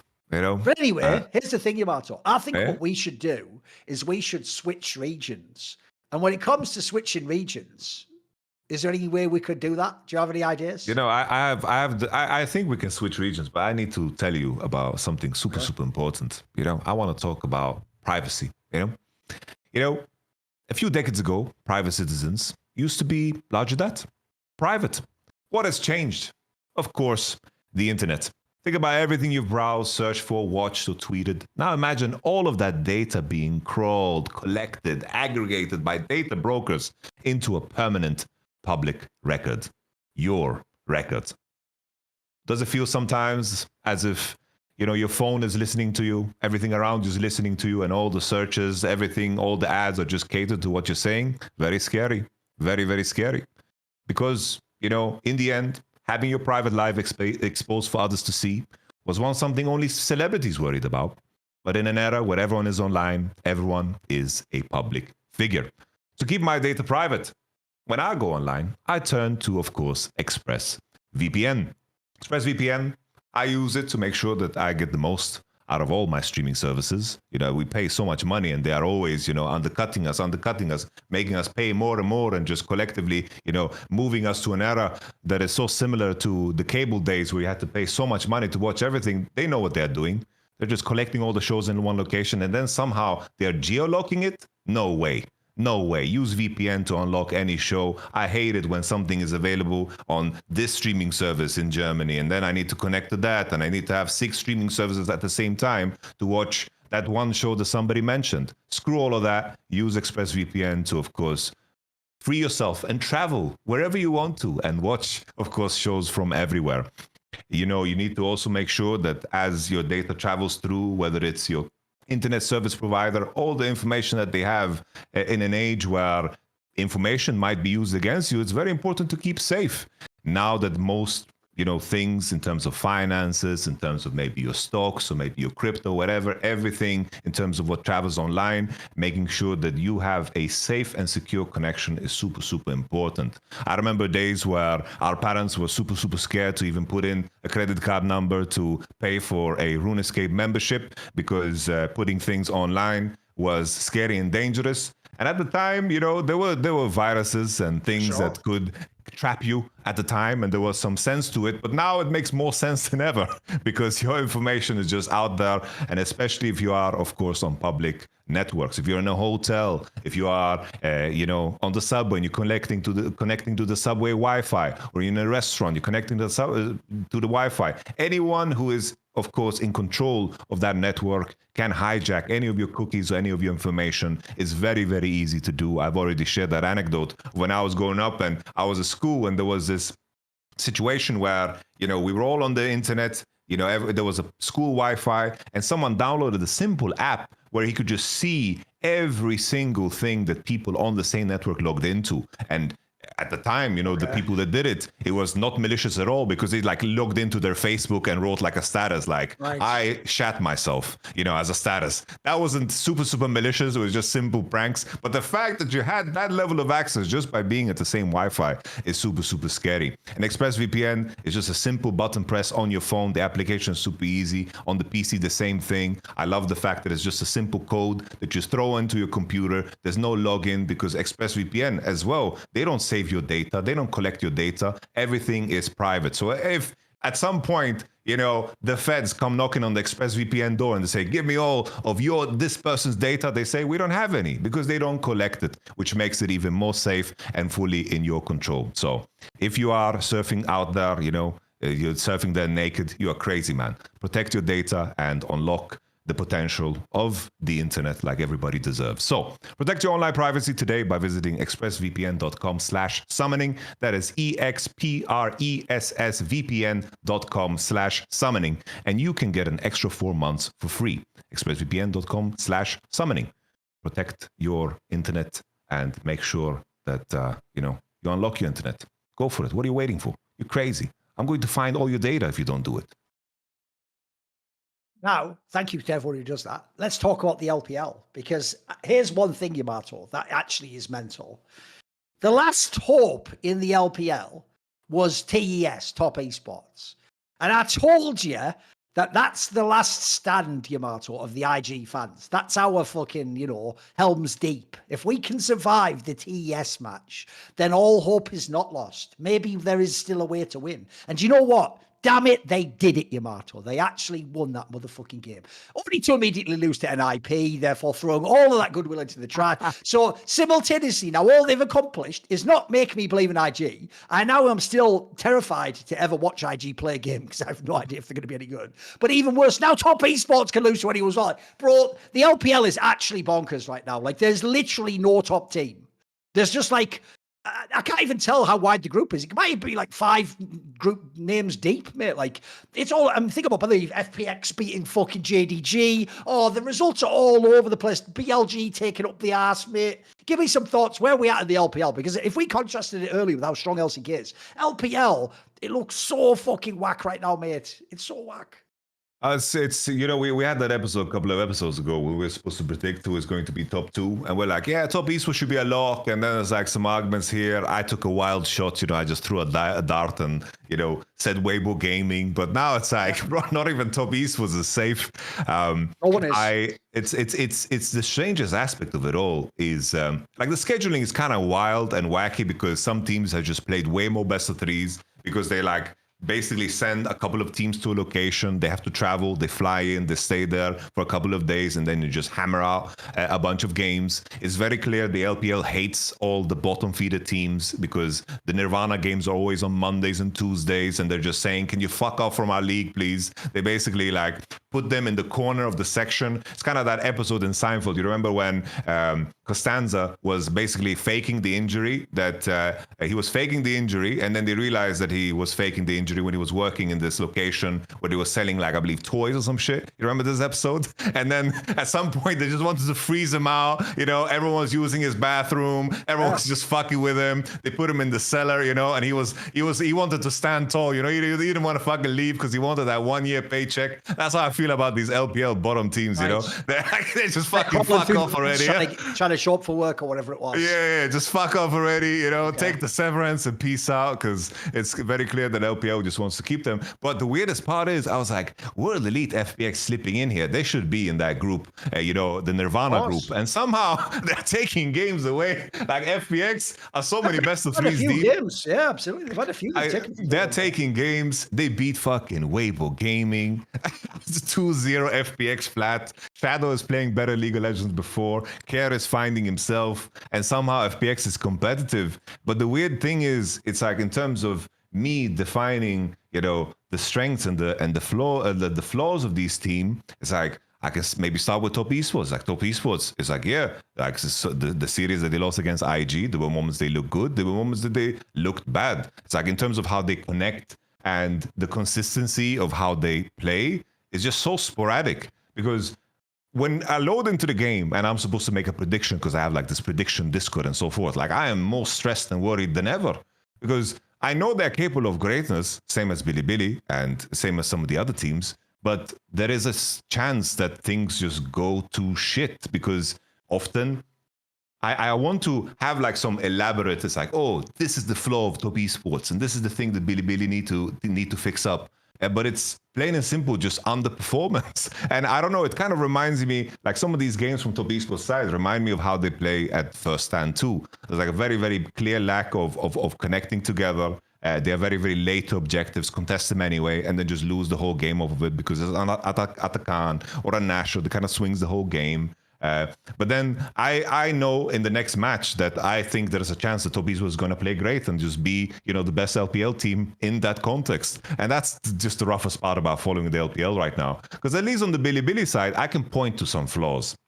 It's very clear that Wei is like, yeah, Wei it's like, today at least he played well, I think, but it was against a weaker opponent in WE. I don't understand how they even drop a game against WE.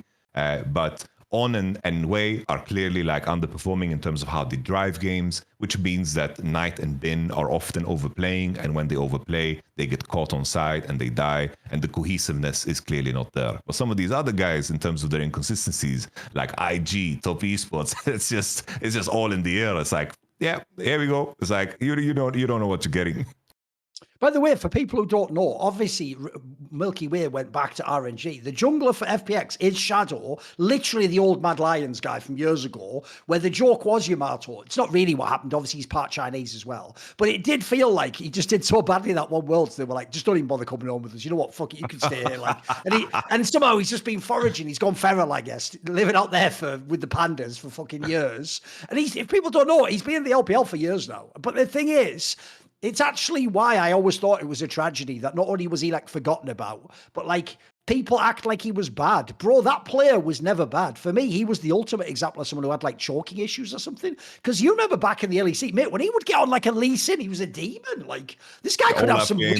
He had some really strong carry games. It's just the problem was, he's one of those people where when he like broke or the game didn't go his way, he could he went the other direction. He went really bad, or he could just didn't the whole thing. So like, it's kind of amazing he's still playing. Dude, that is years ago now. We're talking like 3 or 4 years ago. He's still playing now. And actually, like we say, FPX is like, they're surprisingly good, actually. Like, they're not a bomb team. I wanted to hate on them because of the roster, and who cares what FPX in the modern day, but like, they're not bad, actually. Like, you look at their body of work, they've actually competed well. Yeah, considering that they should be like they should be in the bottom bunch with Thunder Talk, Team WE, considering they're taking games away and taking the opportunity when the teams above them like underperform.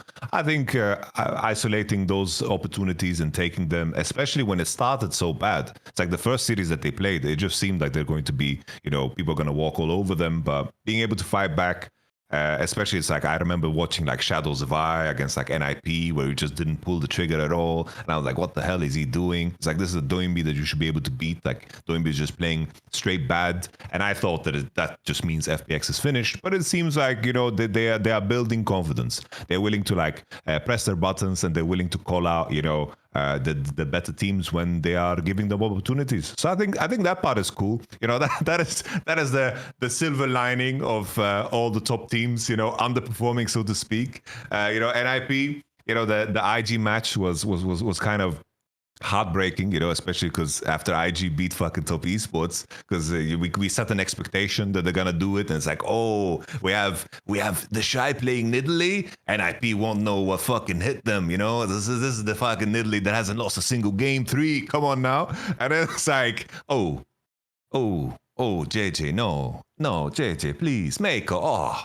And it's like I feel so stupid in that moment, because we already know that they're capable of this shit. And then when they do it again, I'm surprised. And that pains me super, super hard. But on NIP side, it's like they are the ones that have, due to the format, are kind of in a weird spot, because they've only played 3 series. Like they are 2-1 now, while some of the other teams have played like 6 series, 5 series. And maybe NIP just got enough breathing room to actually get better, because the weird part about FPX is like they have played so many series. They are like 6 series. I feel like I'm watching them every fucking day when I tune into the LPL. Maybe that was like the best thing possible for them, to just have a giga busy schedule. Maybe for some of the other teams, they interact with that schedule worse, because maybe they are away from their gaming house and they need to travel to, let's say, Shanghai, and they have their gaming house in Beijing or something like this. Like, I wonder what the logistical nightmares that the teams are encountering, because I need to kind of find a reason why some of these teams are so insanely inconsistent.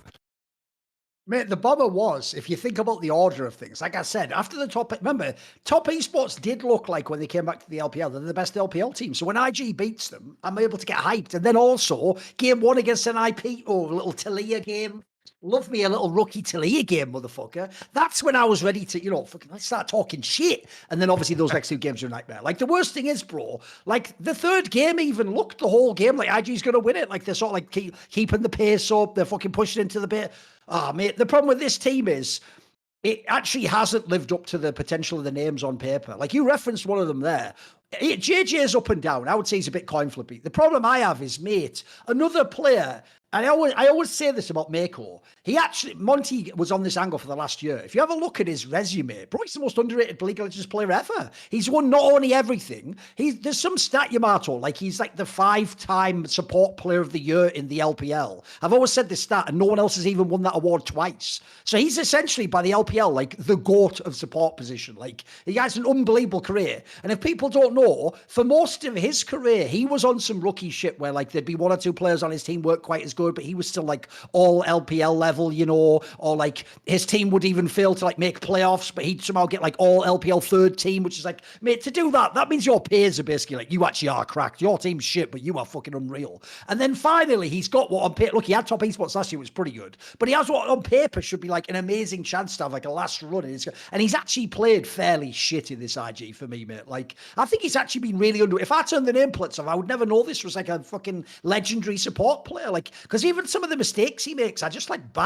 sprawl. It's like bad moves. It's not like, you know, there's one thing, you can make a type of a play. I always say the reason I held on to Perks for so long as a mid laner is even in games where he laned badly or he didn't do that well on a specific champion, I could still see like, oh no, but in that team, at the end, he did try to do that flank. Like, that could have worked. That gave you a chance, you know. If I believe like you're trying the right things, you're just not executing. Mako actually at times, bro, just looks a bit cooked. Like, it's a bit sad for me. I thought this team would be better. I don't know how many times it's always like clockwork. The little corridor behind the Drake. I don't know how many times like if you just have a heat map.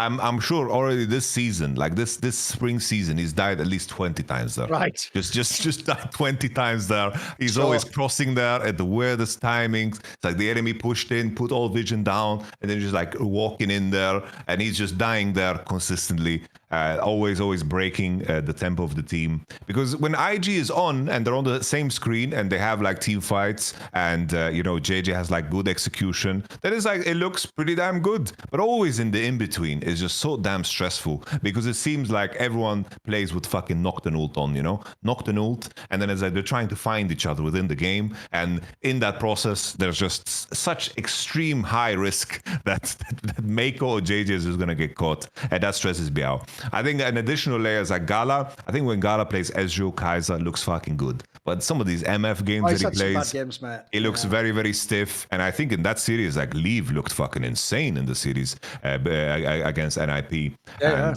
That's where you hope that Gala steps up. I think that the beginning in the BO1s, Gala looked fucking phenomenal. But I think it's always isolated to a few set of champions. It's got almost like Gala, just has a very, very minor champion pool. And I think that could be a danger, especially when they head into the BO5s later on.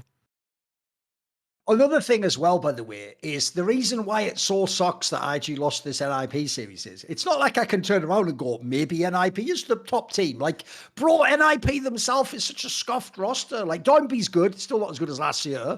I agree with you. The Leaf guy's actually just been underrated the whole time since EDG, pretty much. Like, people just forget that story when they brought Uzi in bizarrely because of the fucking drama with that guy. Like, he was primed. Remember, it was him and Piers were coming up at the same time. It was like they were top talents who were like carrying on some of the best teams in the world. So you have like a couple of good players on NIP, but mate, you have so many problem players too. Like, that team's also like. My problem for them is this, Yamato. I don't believe NIP can actually win the LPL or be like an MSI team. Here's the thing: they can fuck someone else's journey up. They could play a top esports or anyone's legend just to get a win. But I just don't believe they can actually be the best themselves. Like, it's going to take too much, mate. It's going to take too much.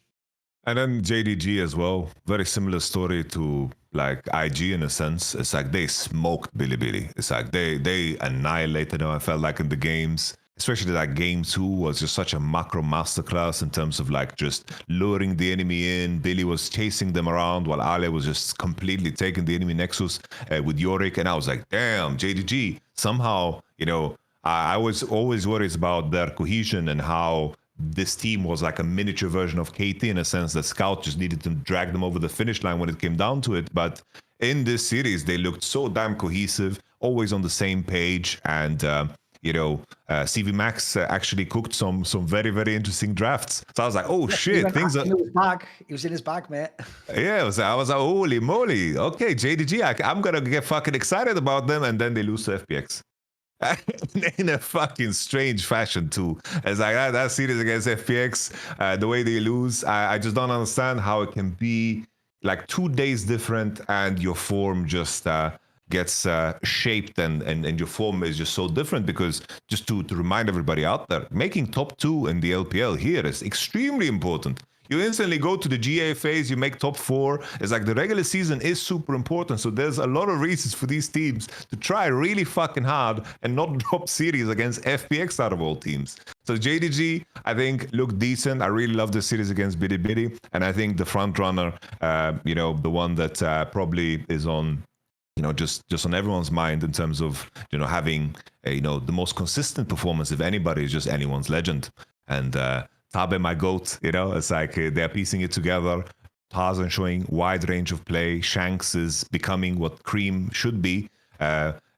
Slowly ramping up his level of play. And finally, I think Hope is doing the thing that I thought would be the barrier they need to break in terms of leveling up the performance, because usually it's like anyone's legend, very clear, very well coached. They have very good drafts. It's like, what will their ceiling be? And their carry players needed to, of course, break through and play better than they ever have before. And I feel like Hope is fucking doing that. Like, Hope has a highlight reel on him that is insanely impressive in this split. And it gets me kind of excited that, some of these players, Shanks and Hope in particular, are breaking through and becoming, contenders for maybe being one of the better players, or if not the best performer in their position, which is super, super important if you want to beat Bilibili or fucking, JDG Scout in a BO5 later. So that part, anyone's legend, super, super excited, because Flandre, as unique of a player he is kind of like a weird Doran almost, where he has very, very unique champion choices, is very effective in shaping the meta because he was first with Sion, first with Tank Jace. He was also the one to pull out the Yorick, sure, after Bwipo, but he's shaping the meta and he's allowed to do that. But the main thing always, the knock on Flandre was that he wouldn't be like a superstar carry player like some of the other top laners in, of course, LPL, like Bin or Ale or Breathe and so forth.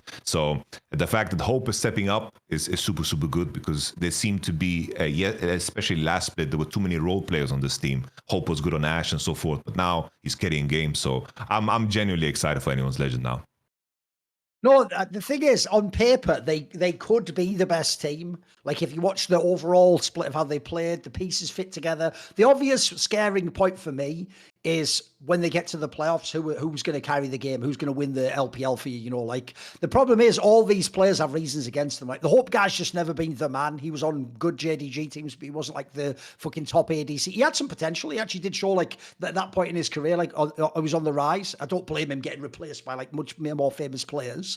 Flandre is just too long in his tooth, mate. Like, he's just too old in his career. Like, he's done that thing they all do, which is, if you notice in League, part of how you keep your job is you just streamline what you do in your role. You don't make it like I can do anything and pick it. No, what you do is, like, in the same way as the mid laners all become fucking Azir mage players, if you're a top laner, you just become like a weak sider most of the time, mate. And if you play the LPL, it's probably smart to weak side and just let some stud ADC carry the game. But then the main issue for me is this. Shanks is the one that clearly does have the real talent to be like in a year from now, this guy could be like an LPL MVP. Like, he's got real fucking talent, but he's also inexperienced. So it's why if they actually do make a run to like MSI, I think a lot of the credit will go to Tabi Yamato. Like, I think if you look at this squad, they haven't really got the name value themselves to earn like that we're just the best at players in the LPL. I don't think anyone believes that. I think everyone thinks it is Tabi joining sort of brought them together. By the way, that bot lane on paper looks like this could be any random LPL team's bot lane. Like, what, Hope and Kill? Like, which squad is this if I didn't show you the name? So I think they've actually mad overperformed what the roster should be capable of. The problem is, though,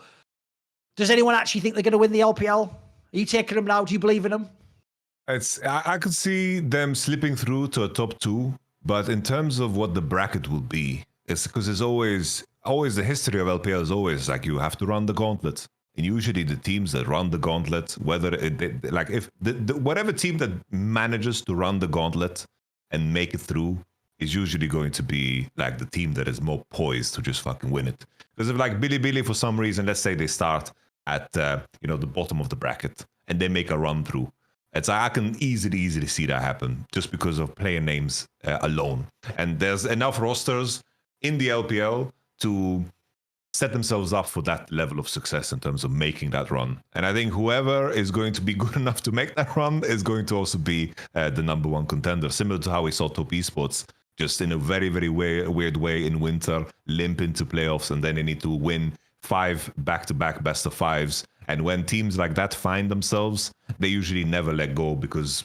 they have the experience to nurture the ideas that they find as they get pushed to the brink against really, really tough opponents. So that maybe anyone's Legend's biggest poison will be that they finish the regular split and they have to wait for everybody else to play super many best of 5s, where you kind of want this team to be exposed to as many best of 5s as possible, as early as possible, just to make sure that they sharpen their teeth, and so they don't have long teeth, as you mentioned with Flandre, and that they are ready to go and ready to bite.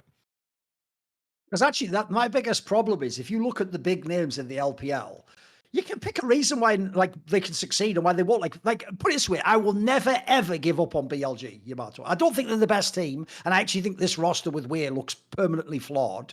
But bro, you just see it even in every series they play. There's a moment, if not an entire game, where they just fucking smash people, and you're like, fuck, they're still there. It is still been a night. Like, those guys still do load into every server with a chance to be the best in their lane, the best in the game, to carry the game. If they get the right pick, to just be a demon. Elk, by the way, still fucks around and reminds you he's got sick fucking mechanics. He can still be a monster carry. Can have some insane like 10,000 damage team fight. Like, he's that guy. So you look at their squad, but then again, you also do look at like they're another team where the jungle support's had its issues and had its ups and downs, and suddenly the team looks half as good. JDG, I agree with you. When they hit their peak, bro, they should be able to win the LPL. Like when they hit the top, think of the players they've got. Scout and Pacer. They've got some fucking studs, mate. Ali, like these guys their hands are seriously on this team. But at the same time, holy fuck, probably one of the most inconsistent LPL teams. Like game to game, you have no idea what's going to turn up in this one.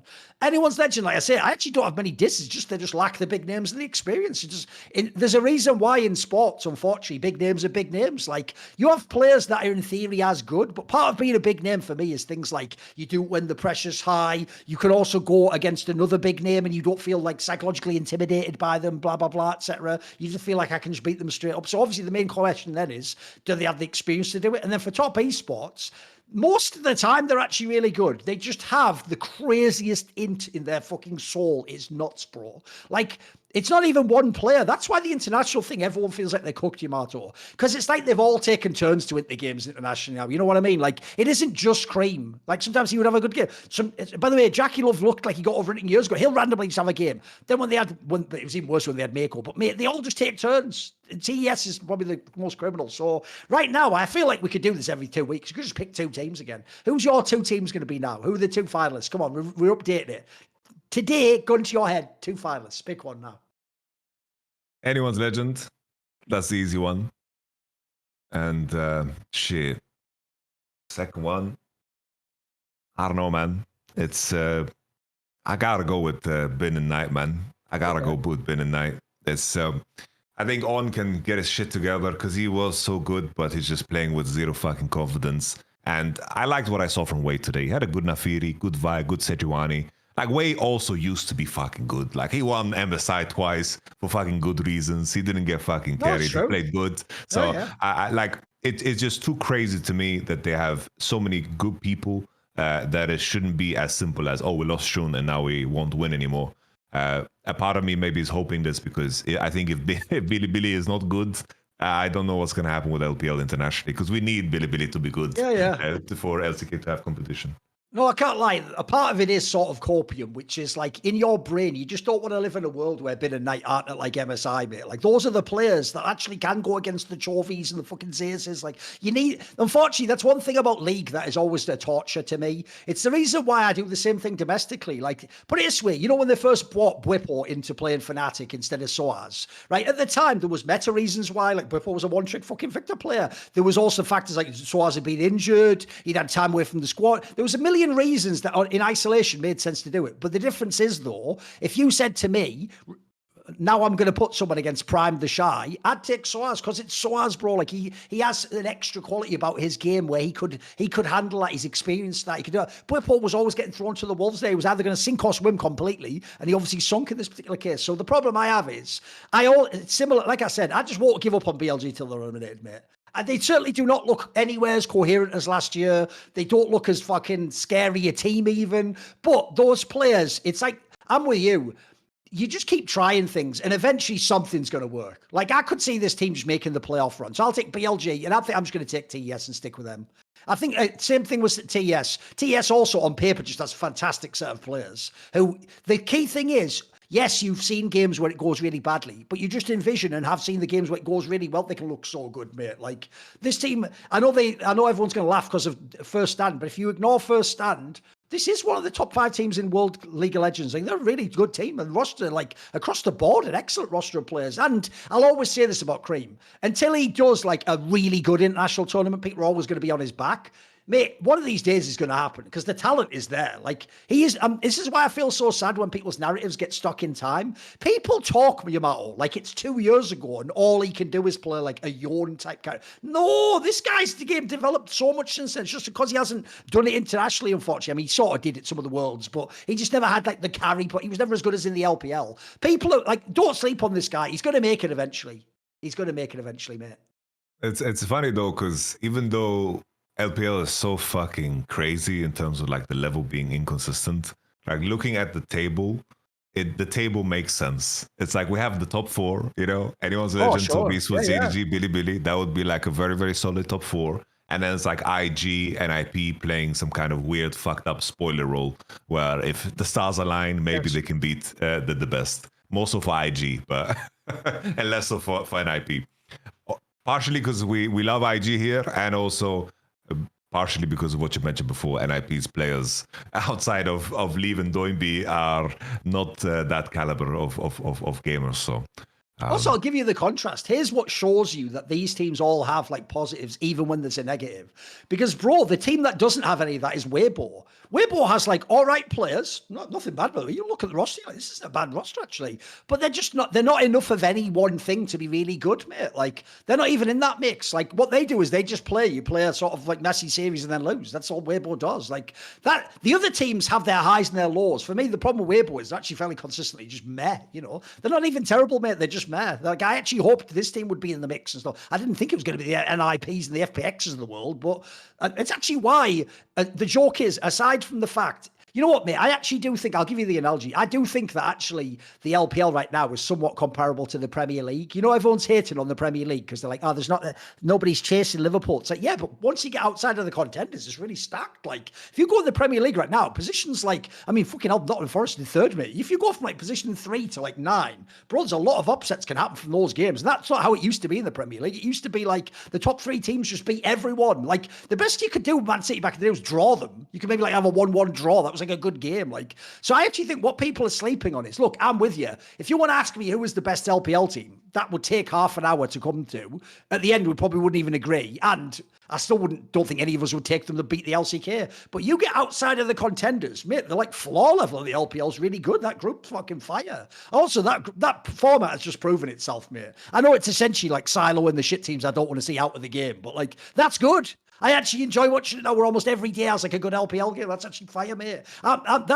We were eating good compared to those years where you just had like 2 weeks where your team doesn't play anyone good. You just play like Thunder Talk into fucking WE into, you know, like, well, the joke is the old Anyone's Legend used to be shit. These used to be actually bomb teams back in the day. And shit, I had something I wanted to bring up. I'm dealing with a fucking headache today, bro. I usually don't get headaches, so it's like it's distracting me from. Take him out the server. Bring in Luke Eric. He will replace him temporarily for this one episode. By the way, as a random detail as well, I actually never pointed this out to you. It's something I pointed out to Monty years ago. But pull up Gamepedia for a second and just look up this. When you see this, Yamato, you will never be able to unsee it. I'm about to change your life forever. Okay. You know look up the logo for Anyone's Legend. Look it up. You remember it's like a panda with like a sort of like a hat on, right? But look at the logo, Yamato, right? This logo looks like they're cooking a panda's head in a wok. Oh shit! You can't unsee that now, mate. Look on the left. That's like the handle of the wok. Like got your little panda going in it. What do you want? 2 pandas on bread? Ketchup? Yeah, there you go. Shit. There you go. You can't unsee it now, mate. It's ruined now, isn't it? I don't see it. Yeah. It's the same. I don't know if you realize the old Fnatic logo. It just looked like a man in a trench coat just showing his dick. Okay. Pull it up. I'll look up. Pull it up right now, bro, and tell me it isn't the case. Oh, right. I see what you mean. Right. like you mean it's basically like that guy or like Silence of the Lambs or whatever. Like, no, would you fuck me? I would. Like, oh wow, get me out. What a world. Fucking logos. There you go. Also, by the way, I will say, whoever designed that Fnatic logo, that looks like you need to be sued by whoever made like Eldar in Warhammer 40k or something. That's a little bit too, you know, that looks like you've taken that from somewhere. I want to know who invented that logo. Sam Matthews. Who was it? Who was it up there? Anyway. What else? I'll never get past Anyone's Legends cooking a panda though. That's just too much for me, mate. It's just too hardcore. Like I'll never be able to unsee it now, mate. Like after I saw that, I told Monty it just ruined everything for everyone. Like once you see it, you'll never unsee it, but it's all good. Oh yeah, I realized my thoughts. Go on. Because I was dumb enough to call Weibo like my potential frontrunner. And you know, I want to rationalize it and also call myself out because it was dumb as fuck. Because they don't have the firepower to do so. And we talked about it like on previous shows, like Tia and Zhao, who is just not a good pairing because both are givers, there's no takers here and so forth. But when I was watching, it's like what's so sad about how they play is that their macro and their setup is some of the best in the league. But when they are in those positions, it's like when you have like the snipers on the roof, you know, it's like Wally, you know, on train, you know, he's there, but he just misses. They just miss the shots at that point. And that to me is the saddest part, because leading into that episode, I was like rewatching Weibo setups because I just wanted to download them for myself. So I was so Weibo pilled going into that episode that I just fucking fired them out there. But they just Yeah, they don't have the firepower, man. They don't have the firepower. Light is insanely good and he can cook, but the level we're seeing from Zhao Hu is crazy, and Hang is not a crisp. So it's tough. It's tough for Weibo. Why I always contrast Zhao Hu and Faker. For me, those guys clearly themselves don't think of themselves as like, I'm the stud mid laner carry, give me all the resources. And they don't even see the game that way, Yamato. For me, they both know it's sort of like let me try and put up like a 7 out of 10 performance, but then like pilot the rest of the team to win the game, basically. So I'm with you. I know what you mean. The problem you have in this team was, it's like there are no bad players on paper, but if you were an LPL GM and we were all making squads from scratch, nobody's number one on this list. Maybe some nutter might have Tian. He has times where he looks really good. That's it though. And as you say, he's actually not actually synergized that well with Zhao, unfortunately. Every other player's like good, but you'd have a couple of picks before them. Like, by the way, I've always thought Breathe actually gets slightly underrated because people just look at him and go, oh, lol, remember he's on like WE. Like, he's actually a good player, mate. You give him like a reacting game, he'll carry the game every now and then. He's like a solid enough player. Light actually here's a perfect example, Yamato, of where certain names have the talent to be a star, but they're not a star. Like this guy, if you put him on a lot of these squads over the years, he's underrated. He'll like do mad damage. He's actually pretty consistent. But there's a reason for me why he's never entered that like ruler, Uzi eye, like you're a god character. Oh my God, like for some reason he doesn't quite hit that. I'm with you. This is what, if you notice, one of the things I'll always be biased against in playoffs is if you are like in anyone's legend team, I have to ask myself, who is your like superstar player who's going to win this series if you play the best team? And if you don't have one, then I get a bit scared that you're not going to do it. You're just going to be the team where it's like, oh, we were so close, guys. 3-2. We almost did it. It's like the best thing about all-time great players in all team sports, in my opinion, is they can steal you a game that you're not supposed to win. You're having that game where you draft badly, you fuck up the objective, someone's going in on you, but they just do some either like inspired move or they do some hands move that no one else can do. And that just turns the whole game around. That's the reason why basically I'm never going to give up on BLG, mate.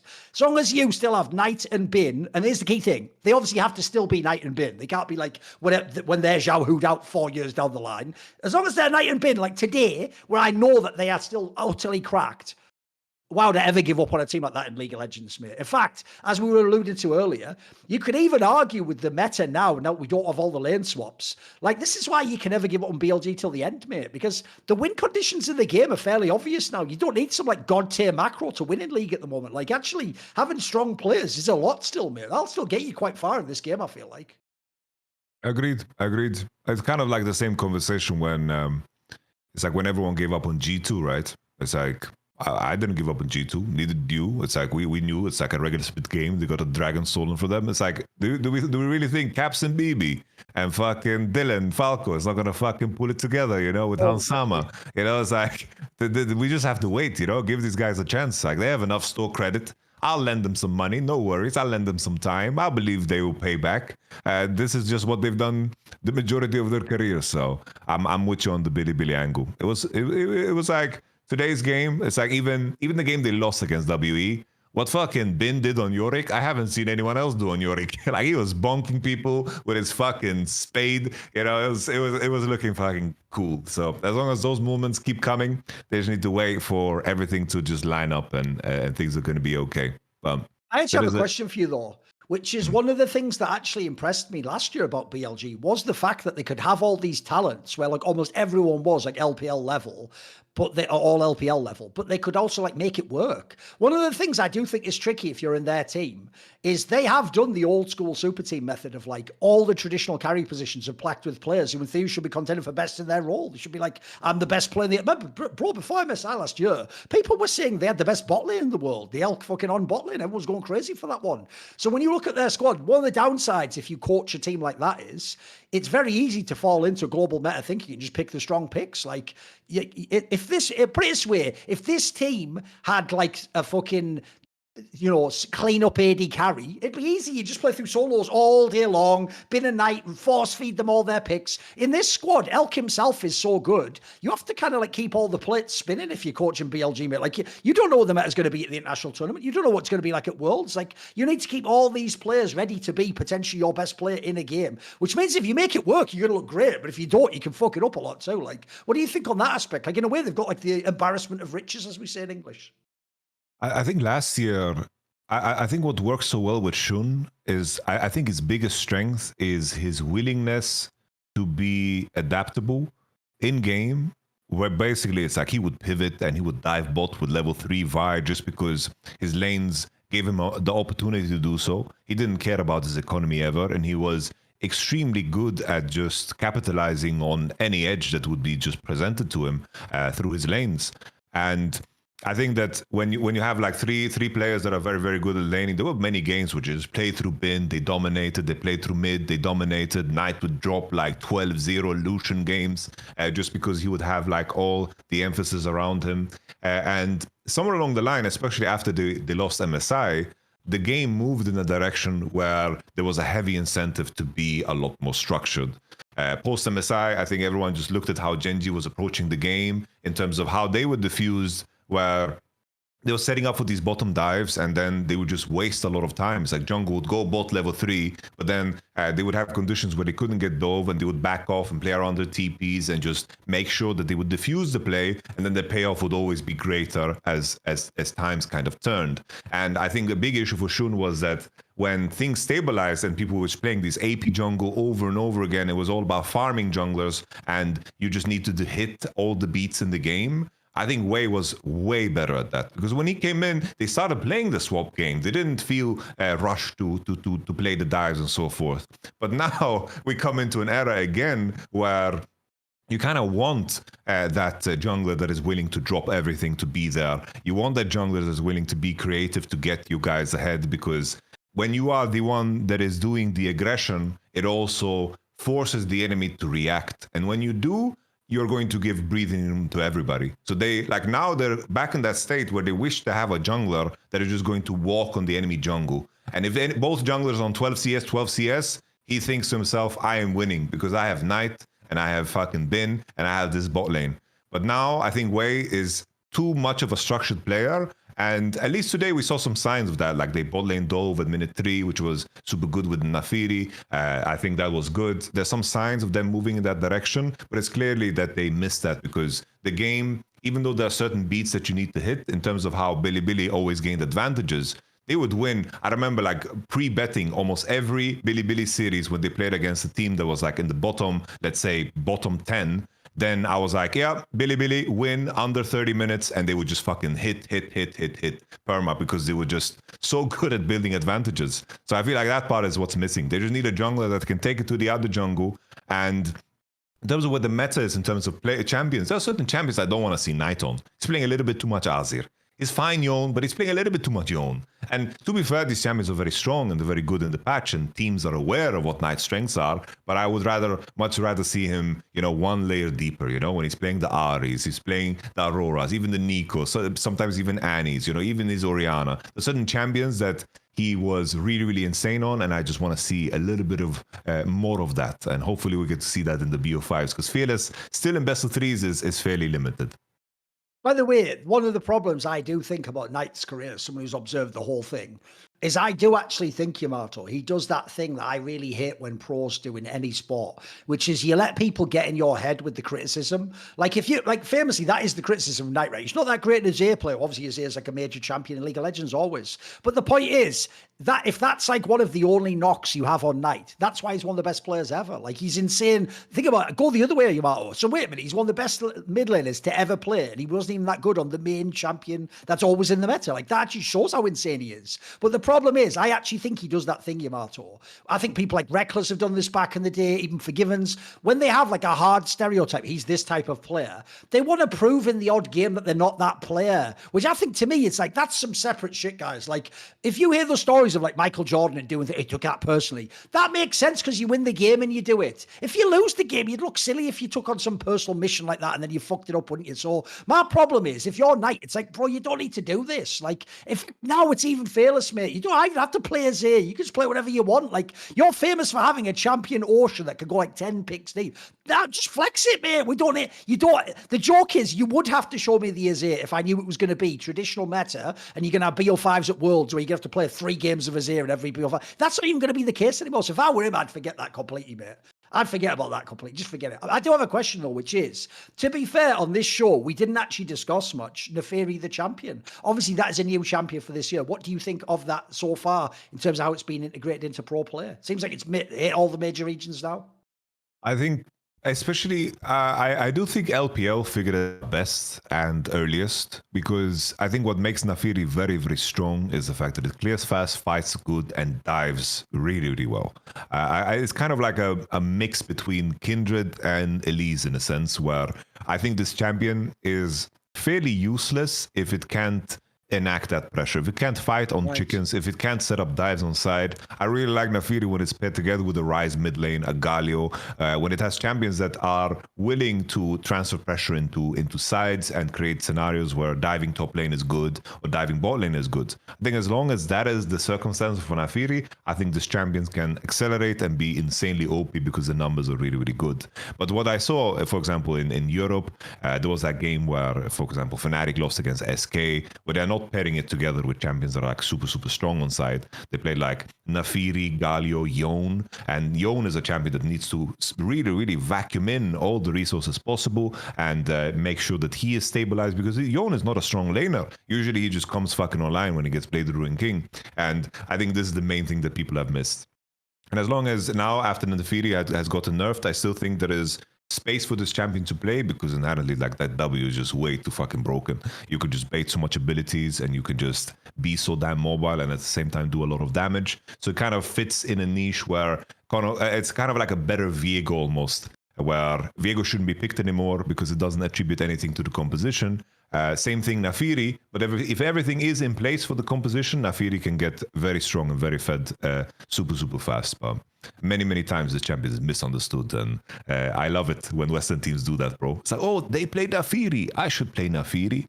Yeah, but why the fuck are they playing Naafiri? With what? What are they doing with Naafiri? You need to figure this out. I remember there was the same shit with Lucianami. It's like, oh, I can lane with Lucianami. My Lucian is good. Yeah, but how do you win the game? You need to know how to win the game. Otherwise, it's going to be Lucianami and do nothing.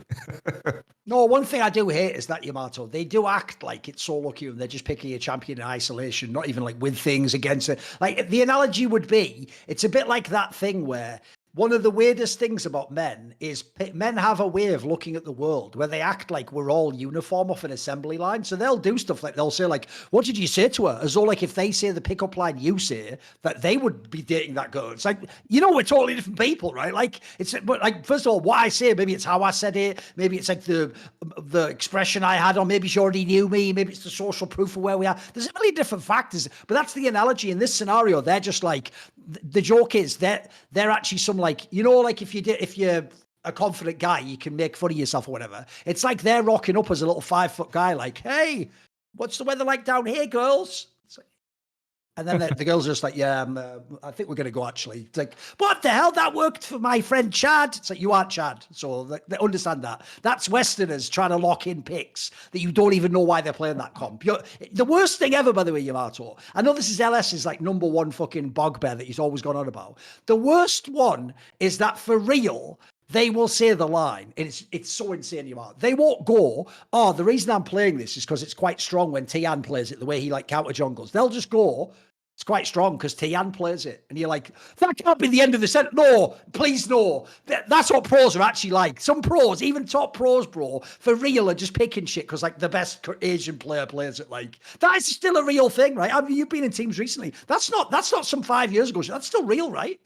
It's extremely, extremely common. It's like you have to fight back against that on a daily because players get inspired. They see one game, or sometimes they even play solo queue, and they're practicing the champion that they are supposed to play, and then they lose against a different champ, and that champion they want to play it. They come, it's like, Yamato, I really want to play Hecarim. I think Hecarim is good. And I'm like, well, why? Like, give me. You need to be like fucking impeccable in terms of, it's like draft where you start on day one is a foundation. And then when you make changes to the foundation, you do it carefully. You don't do it willy-nilly. And I think for players, the main thing you need to navigate is like, how do you, of course, judge any data you get from scrims or solo queue, or even looking at pro play. Navigating that is the toughest part of the process, because there's so many lies in that data, so many lies, and you need to be very, very careful with it. And I think Fnatic 2022, the reason we made that run playing fucking Lucian Army is because we sat down and looked how teams won with Lucian Army. We would look at V5. This was like when Heretics was semi-decent with Rookie and so forth. Yeah. It's like, oh, they win games with Lucian Army like that. They build division around mid. They make sure that Lucian can permanently dash on the enemy. Oh, this is how we need to play. So when we lock in Lucian, everyone knew how to play with Lucian. It wasn't just, I am Lucian, I need to dash and shoot. No. It was much more than that. And I think a lot of pro players missed that. So another thing that we are doing, that I'm pushing for really with the Roddy Sack guys now, it's like everyone is very young, so they're very impressionable in terms of like the ideas that I'm sharing, because they trust my experience and so forth. But it's like, when my top laner wants to lock in Fiora, I make sure that if he wants to lock in Fiora, he needs to fucking outline exactly what it needs in the game in order to win the game, because that is what carrying is. Pressing your buttons and playing a champion mechanically is not what carrying is. You need to be able to make sure that your teammates understand what they need to do in order for you to succeed. And I think this is just the most important thing in terms of highlighting strengths. And players think it's super easy because they are programmed from where they come from, which is solo queue. It's like players get scouted in solo queue. They don't get scouted, playing youth football, in a team environment with a coach and so forth. They get scouted in solo queue. So it's hard to unlearn that for sure. I just wish there was actually pros in Asia that were evil. And here's why. Because they don't know, like people like Chovy don't know the power they have to influence Yamato. He could just like soft int his builds on a champion, but be like the best player in the LCK for like 2 months. Idiot Westerners would build that build, man. He could just go into Worlds and have like a build edge. Like, why are you building that? Like, lol. Like, they would just do it, mate. Because as I say, this is where I know it has driven LS crazy. Because LS has done that thing where you try and actually reason with them and show them like mathematically why this build doesn't make sense, and then they'll be like, yeah, but Chovy does it. You're like, I can't beat this. Help, please, help. You can't get out of that. You can't beat that mentality, guys. You actually can't. You can't. It's impossible. But I'll tell you what, you also can't beat Yamato, and that is the delicious quality of HelloFresh meals. Because if you want to talk about being able to enjoy something without the hassle, then HelloFresh has got you sorted. In the past, everyone knows it was about getting the ingredients and cooking them yourself. They're taking care of all that. Now they have their ready-made meals, which go from the fridge to your fork in just 3 minutes. That's about the amount of time it takes them to convince Way to do a bot lane dive in League of Legends, as you might have just pointed out there. Then also, they've got their prep and bake meals, which basically only take about 5 minutes of prep. Then you just put it in the oven. You're busy cooking, playing the game while that's going ham. They've got 15-minute meals. Notice there's different gradations depending on how busy you are, what your lifestyle's like. 3 simple steps, and then you're eating better than if you just made something yourself out of the pantry, putting together random ingredients. By the way, all these meals still have the same like fresh ingredients and stuff that came famously when you cooked the meals and you got the full recipe, etc. They've just got all different levels now for depending on what your life's like, how busy you are. Obviously as well, instead of having to nip out and go to the market and pick up a few extra items, they've got over 100 add-on items you can add to your weekly box.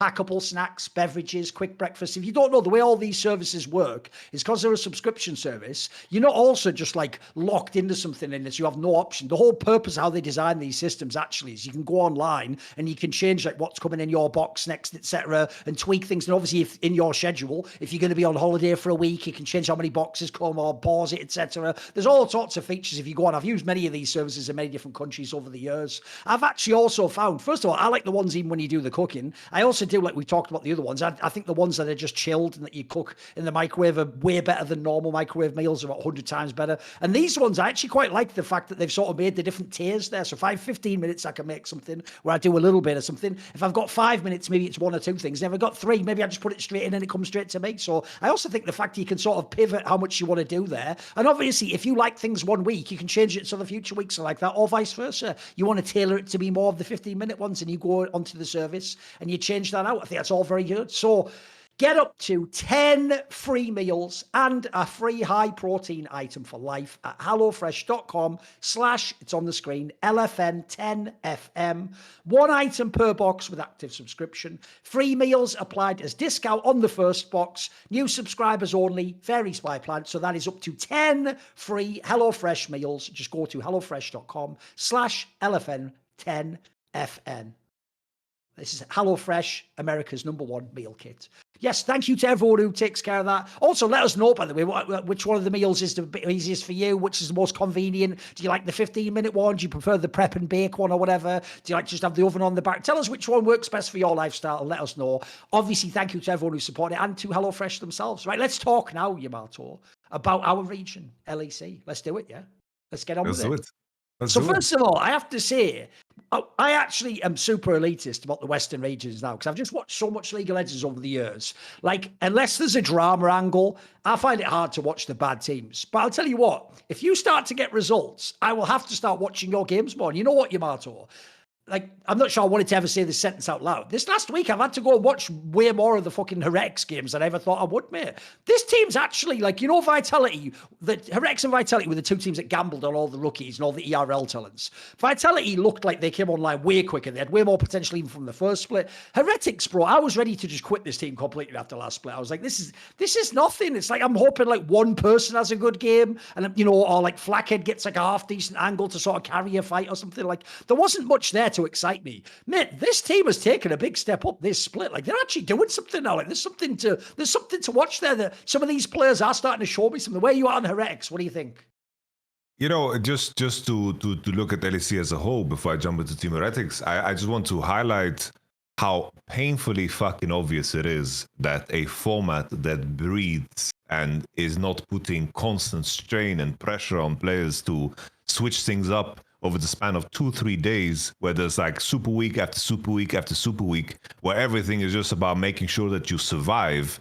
Finally, we get to see teams actually progress and improve between the weeks because they have enough practice time, and the lower end teams can actually build on some type of concepts. Because the previous format, like the BO1s, it's like you are so rushed. Whatever you're bringing to day one, it's like your practice can be going super, super good, but in terms of how your players play on stage, that is going to impact how you do things moving forward. You're going to have a lot more new information in terms of how your dynamic works and the challenges you face on, of course, the stage games. You can only do so much to prepare for the stage games because sometimes things are different. That's true for so many players in terms of how they are, how they play, in terms of how fearless they are, and how much, you know, they're willing to go. And in the other format, it's like, oh, you went 0-3 week one. It's like, yeah, we need to tighten up because you compare Team Heretics to what they did in winter. They were pretty much only drafting scaling and hoping that the enemy team will fall over, which sometimes worked. Right? Koi threw a game into them. You know, sometimes it just worked. It's like, oh, Rogue threw a game into them. You know, fair play. You know, they try to, you know, simplify the game as much as possible. And that made me also super bored with them because it wasn't ambitious at all. And now I feel like in this split, Team Heretics, you know, they are actively building on concepts. The main thing that I saw in week 3 was that they have a clear idea of how they want to sync up in terms of their tempo. They managed to cut inside the enemy jungle, put down vision, pressure the enemy out, base fast, move on to the next point of the game. How Stand and Shio is playing together is just night and day. I think Stand had a very, very good weekend. I think fair play, you know, he did super, super good. I didn't think much of him when I watched him in Champions Queue. And also Carlson, I think, did a fantastic job as well. I thought his Aurora performance really stood out. I think, sure, it was very sad how it ended when they were hitting Atakan and he got caught on that Aatrox. That was very painful to watch. But in terms of the volume and what they did, I was, you know, pleasantly surprised. This is the hallmark of a team that is like improving and showcasing, you know, tangible things that they are doing in the game that is making them competitive. So I think that's super, super cool for Team Heretics, and I like the fact that they have the opportunity to do so because it would be interesting to just go back and look how many fucking careers died because of 3 weeks of BO1. And, you know, I got fired after 3 weeks of BO1, so sure. I know how it is, you know? And it's like now this fucking format is 8 week of best of threes, you know, they're chilling. They are giving, given a lot more time to improve. So I think that's massive for the LEC and also for the teams that are on paper a lot worse. Because everyone's going to want a meme on like BDS for losing. Bro, they could have beaten KCorp for real. That game 3 was real, mate. They had like real leads in this match. Like, there's a world where Heretics could like be the shock of the split so far. Like, I already feel like they are, mate. Like I said, the level up is so huge. Like, they're actually competitive with most teams now. Agreed. I was like to extend that as well to the other teams. It's like Rogue making some slight improvements, right? I think Adam is playing better. I think that's cool. Oh, the level of the league looks better to me, mate. Almost everyone looks better. I think like Vitality is also like they fought against Fnatic and they found opportunities and they are actively, you know, putting these teams to the test. And imagine a world where a lot of these series were just BO1s, then we wouldn't see anything. Oh, exactly. Like even if we go back to the previous week where we saw like Fnatic versus KC, it's like KC won game 1, Fnatic looked like shit, and that's it. You know, I'm happy for the purpose of competition. This format is so much better in terms of how teams can plan and so forth. But I also can understand from the viewer side, there are definitely days where I don't want to tune in.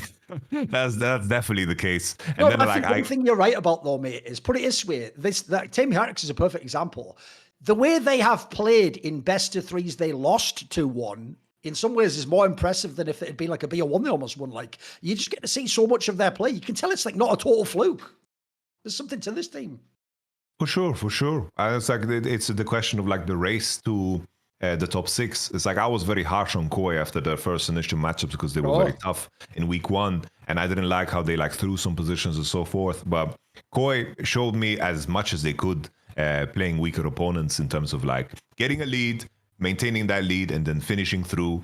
Like Elioya seems to be back in form and so forth. But the reason I brought up the point is like position 5 and 6 currently is for the taking. So you can imagine SK being there, Team Heretics being there, Vitality being there, BDS being there. You know, in terms of what the points are for Rogue and GX, it looks very, very tough. And they are probably like the least likely to make it through. But we have some parity at the bottom of the stands, which I think is good, you know.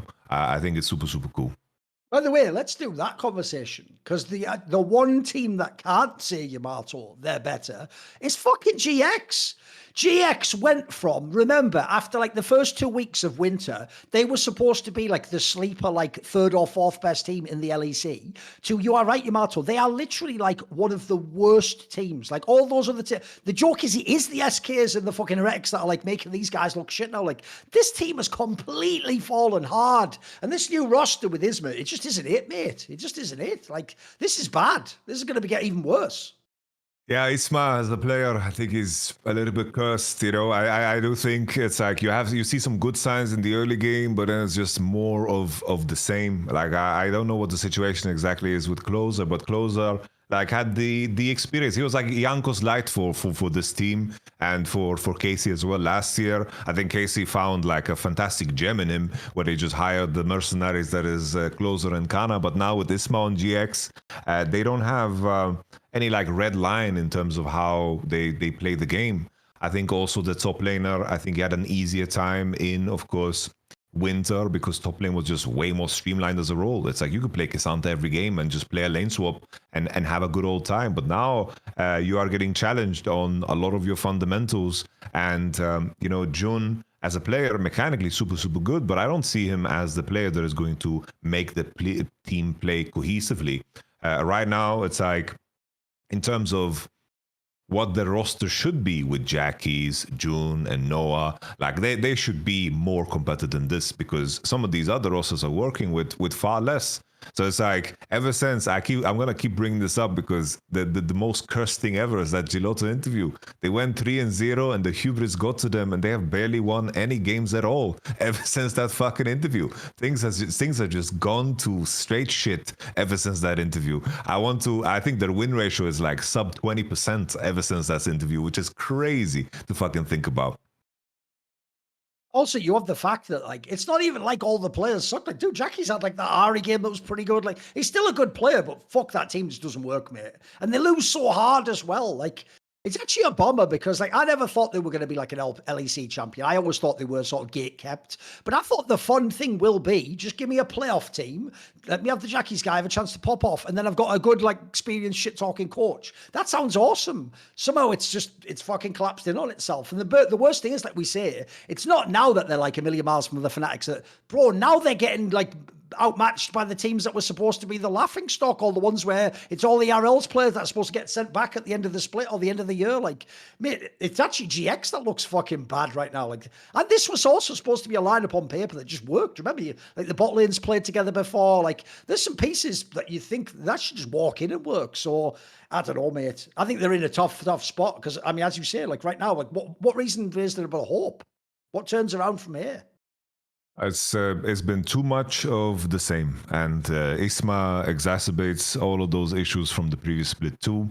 It's like they had that close game against SK, but we shouldn't be like, wow, they almost beat SK. Like, I'm supposed to get fucking excited about that. Oh, exactly. Like it's just not it. And if you are dropping games, like at least I can refer back to what I mentioned before. Right? It's like you have time to maybe bounce back, but if you're dropping a series against SK that maybe you're going to battle in a head-to-head, it's like you need to start fucking winning series, and you're going to have to do it against far tougher opponents to, of course, stay in the conversation. So there is a big risk that Rogue and GX get eliminated from playoff contention very, very early in the season, which is crazy to think about, but that was also something that we had in the previous format, right, with the BO1. So this is just a LCK format, the old ones, and sometimes that is the truth.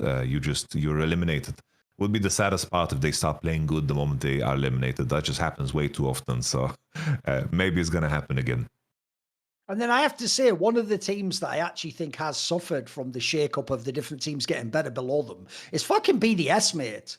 Here's a team that I thought this is the team that's just, it's set perfect. You're just going to be the gatekeepers of who can win the LEC, basically. And you're just going to be third or fourth. And you're going to do exactly what you saw last split. You can have games where it shows, on paper you could beat that team. But they have better players. They have bigger superstars. They have better hands, right? There is some of that still in this team. But fucking hell. Like, it's the problem I have with this squad is this, Yamato. There's aspects I like about them, but it's such hard work for them to win a game, bro. I hate that feeling in the game where it's like, if everything goes badly, I get shit on. But if I do my absolute best, maybe I can win. Like, oh, that's so brutal. It's like this team, it's another one where I feel like if you look at the roster even on paper, it makes sense. Like, where are the superstar players? You know what I mean? Where's the guy that's just like a KO god carry? You don't really have them. You just have good players on this team. By the way, I also don't think there's bad players on this team. I think it's a pretty well put together squad. I even can see how, I mean, it hasn't happened. You just look at the squad and you're like, hey, you know what? If the Paris guy ever gets to the level people have been hyping him for, like we do have like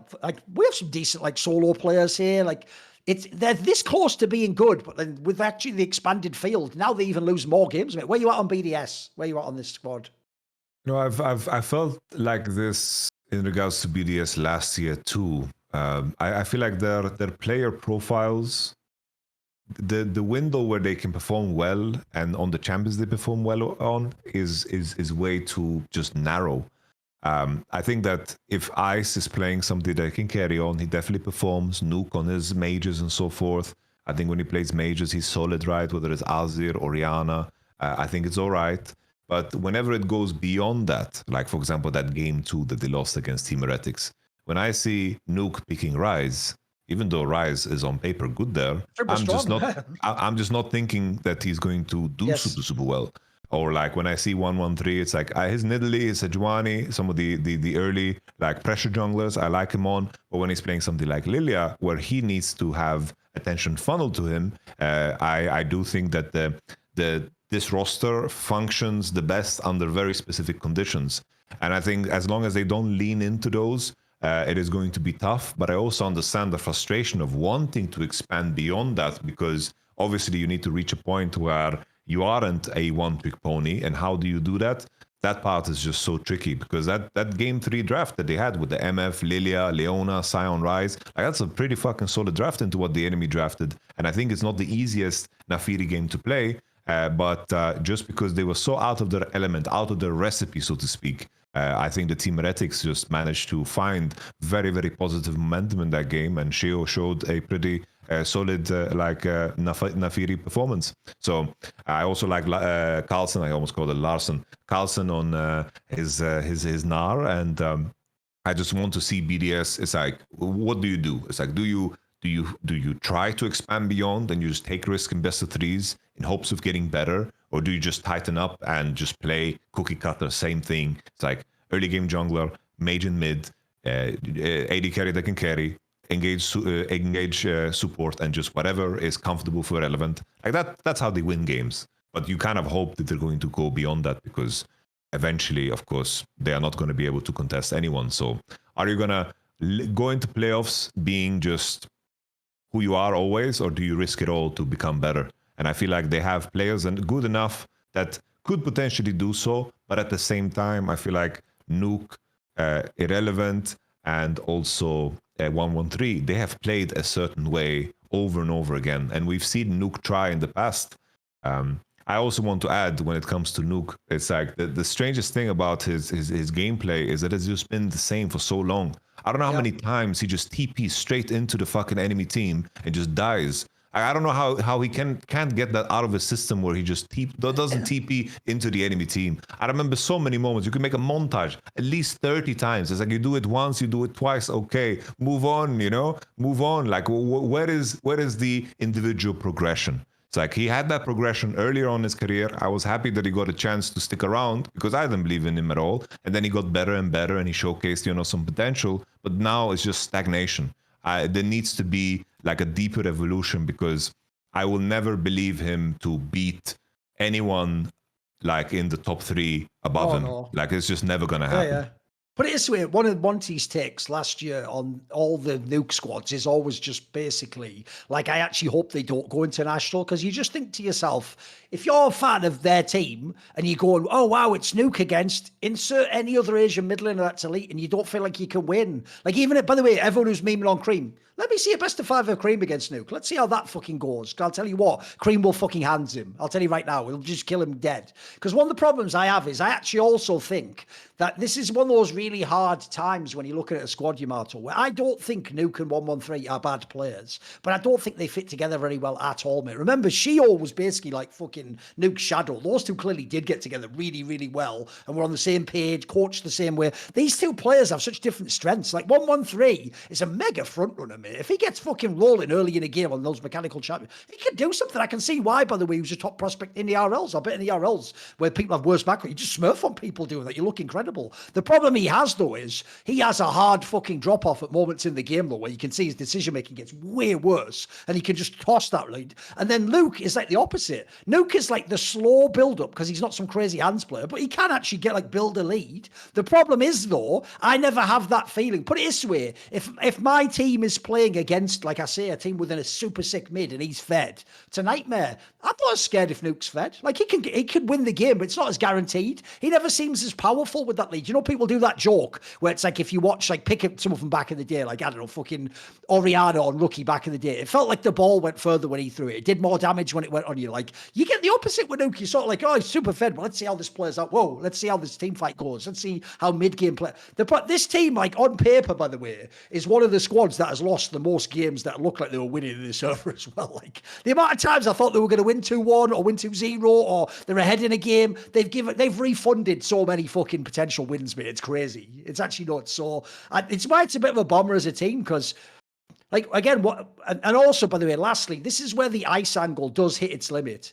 That player can't get much better at the game, Yamato. He just does everything he can. To me, it has to be something like he just fundamentally, like, whatever, culture, language, something's capping him, because his game's good, but it doesn't ever go beyond that. He doesn't ever become the best ADC. It doesn't seem like he even can. No, I'm with you. It's just like the point on 113 that the story just runs short. I think is so true. It's like you are nervous. You made me think about, like, I forgot about them completely because I wanted to delete them from my memory. But like Nuke, like there's so many games where just itemization is just so, like, I don't know. I lack a better term, but it's so pussified. I don't know if he's playing a fucking challenge to deal as little damage as possible. I remember that Syndra game, the Victor games, where he's like ending the game with like 5 items, was just strolling around with 400 AP because he doesn't want to fucking carry the game. As like, by contrast, I remember there was this game that always is my example when I bring this up. There was this game where Fnatic is playing against G2, and this was Caps playing Silas, and he was super behind a Corki in the mid lane. Like they were giga losing, and there was this moment where basically, Caps made the decision, if I want to carry this game, I just need to buy fucking full damage. And he just went Everfrost into Deathcap, where every other player would just buy defensively, buy usual Hourglass business. But he understands the purpose of the game and what he needs to do in order to execute it. While I think in those moments, I feel like Nuke is the type of player that just become more and more timid the more he needs to rise to the occasion.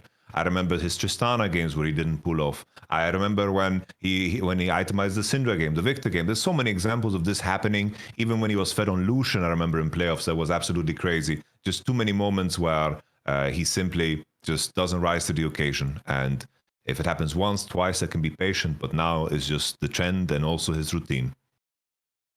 I've got a question for you, though. This is like going to be a moment of comedic respite, potentially. Bro, what did you think of the game where he built all those giant belts, though? The 1-1-3-1. What did you think of that? Honestly, I kind of liked it. Okay. It's like, I think Warmog's armor... It's some solo queue shit, though. You know, I think the conversation around Warmog's armor, like people say, oh, Warmog's heart is not activated, but this item has changed a lot. It's like they basically changed the cost. This item reaches efficiency without activating Warmog's heart because they basically added this passive to this item where the bonus health you have is amplified by 12%. So it basically gives you like a mini health death cap. Right. And his idea was, oh, I'm not going to get Heartsteel procs because people like the meme was like, oh, this guy won the game or lost the game with 14 stacks on Heartsteel. It's like he didn't fucking hit anybody. There's definitely games that are going to be like that. Okay. And Warmog's, if you go the quad Giants belt angle, you just walk around with so much fucking HP. I think that all the junglers are just buying Giants build on first base are just so much stronger in River. And he just went, he just went a step beyond that. It just now, with how HP works in the game, I do think that it is quite OP as a stat. So I can definitely see like the Quadra Giants build angle. I kind of liked it. It looked crazy, but I liked it. I enjoyed it. Okay. Yeah, we're open to the idea there's more to explore in the game. Well, his pants are never dropping, like they're sagging, but they're staying there in place, There's no problem. Fucking Giants votes. Okay. Right. What about here's the question for you, Mato. And it's the question everyone needs to answer. Gun to your head. Every episode, this is guns at your head, bit. Let's start that song. Apparently, I'm just taking you hostage from now on. Gun to your head. Right, gun to your head. Who is the best team in the LEC? Depends on how you view it. We've sort of LPLified ourselves, mate. Everyone's just losing to someone. So don't shoot yet. They were good enough. Come on. Don't shoot yet. But I need to know, are you asking me who's going to win the split or who is going to win the next best of 3 if it happens? Yeah. Who is the best team right now? Right now, I think that probably G2 is playing at the most consistent level. Okay. I do think that G2 is the team that they haven't played anything good yet, but true. It's like G2 plays the best against the opponent that they have in the short term. I think that they prepare super well, and I think that they understand themselves also at the same time the best. But in terms of like potential ceiling, I do feel like Fnatic is just higher.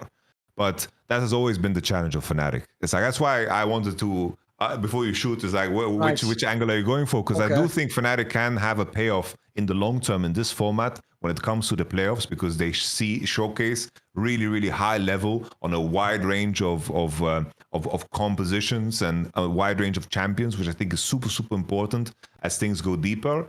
But they also, drop games against SK sometimes. But in the short term, I think G2 is really, really sharp at understanding themselves. And I think that when they get leads in the game, conceptually in terms of how they play out their macro, it's extremely, extremely convincing.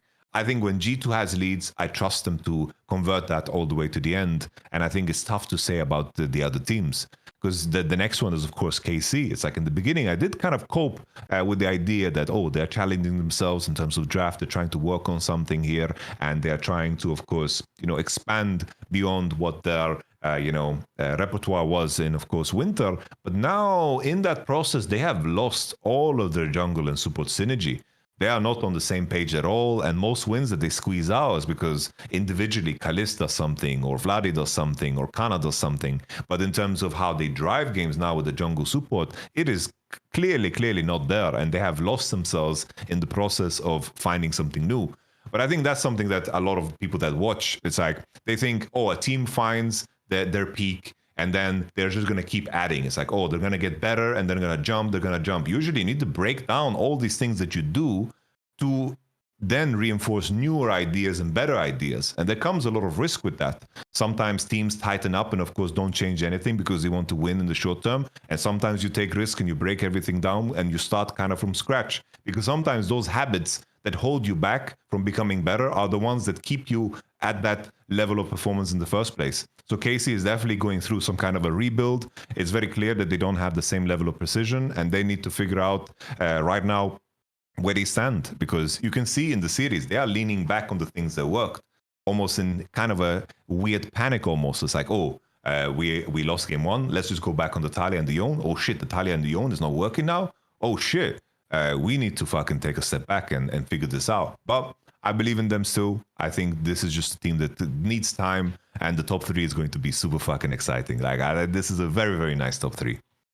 Because I think they all have a flaw. Like, the obvious one for G2 is we all still need to see what will Skumon do if he's in a final scenario again. Will he have an underperformance? Will he be as good as he's been in the regular game? Because I agree, if you just look at the regular season games, admittedly they haven't played KC and Fnatic yet, G2 does look really good. Like, pretty sweet. The flaw on their game looks excellent. Like, they look like it's almost impossible they won't be top three. Like, that looks like a guarantee. The question is just, are they 1, 2, or 3? But I need to see them have the glow up in the playoffs too and do it all there. Fnatic, I actually think it's the same as last split. Bro, when they come cooking, when all the cylinders are firing, as the saying goes, mate, they look mega. Like, they do look like they can beat everyone in the whole league and just be the best team. The problem for them, obviously, as we saw in the playoffs and at the beginning of the split, is if things go badly, this looks like the team that morale just collapses to burst, mate. Like, they just all mentally get broken. Like, people just snap. So I want to see essentially, I need to see them pushed into a tough spot. I want to see a low bracket game or a beat G2 or something. Do something that, like, shows me a bit of grit. And then the KC one is the hardest one of all, Yamato, because I'm with you. I was willing to say, you know what? Forget the first 2 weeks. It's the hangover after the international tournament. You've got 2 rookies as well. Like, they're coming back to, clams. No. Right now, you can see the problems are consistent, bro. Like, one of the I'm actually really worried for KC right now, Yamato. Like, I actually think there's a real world where they might not even get to MSI. And here's why.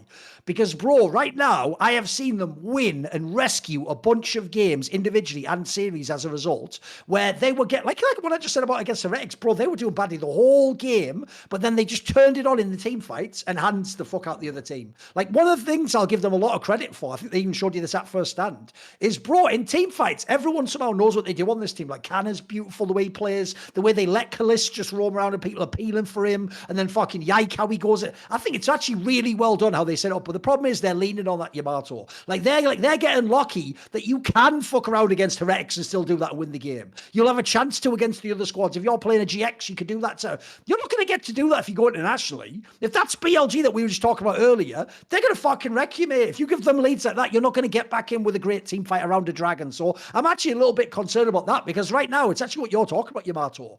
Their strength in, like, team fights sometimes, that can't be the crutch. That's got to be, like, the thing that puts you over the top. I always say this in Counter-Strike. The sign that a player is trapped in a bad team is he has to play world-class to give you a chance to win. You're supposed to play world-class and just win the game off that because the rest of your team's good. So I'm a bit scared for KC right now, mate. If they keep acting like they can just get behind, like, 10k gold or, like, fucking 3 dragons, they're going to be in a tough spot. Like, they need to pick it up soon. Soon, mate. Agreed.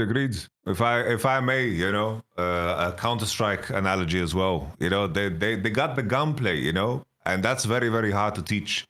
The other aspects I feel are things that you can figure out. Like, the talent is definitely there, and they showcase it in winter. They're still showcasing moments of that too. So I think it's just I'm just happy once again the format allows them to, actually recover, because it would be very, very sad if like you caught them at the bad time and then you out. Like I want this format to deliver the best fucking level that G2 and Fnatic and KC can fucking offer, because I do think that the 6-week format from the previous shit is just horrible. I hate this fucking format. Now here's another gun coming up to your head. Everything's a gun to your head, mate. Understand that, right? So on newest episode of Gun to Yamato's head, who as of now is the MVP of the LEC? Ooh. Because I think it's way more wide open, this split, right? No one knows really yet, right? I think there's a lot of angles you can go with there. So what are you thinking of? What are you feeling? Well, I need to just pull up the standings real quick. Let me like sync them in. Kalist is a good one for me, because I do think that he had to pull out fucking like he had to pull out some crazy shit like Kaiser, the Ash game. There was an MF game against Koi where he flash E'd on fucking Sivir on mid. He had to clutch out a lot of fucking shit to make sure that KC here is in the 4-1. The G2 one is tough, right? Because as a collective, they're playing super well, but before they play the big guys, I'm not willing to push someone over the line there. And then for Fnatic, I just need to fucking digest their match history once again, because I think that SK series was so ugly, but I do think that Humanoid has played pretty damn well this split, especially like that Vitality series. I kind of liked Humanoid. But beyond that, I guess another play that stands out is for Koi is just I'm really, really enjoying Elioya too. I can keep mentioning a couple of names, but what stands out to you?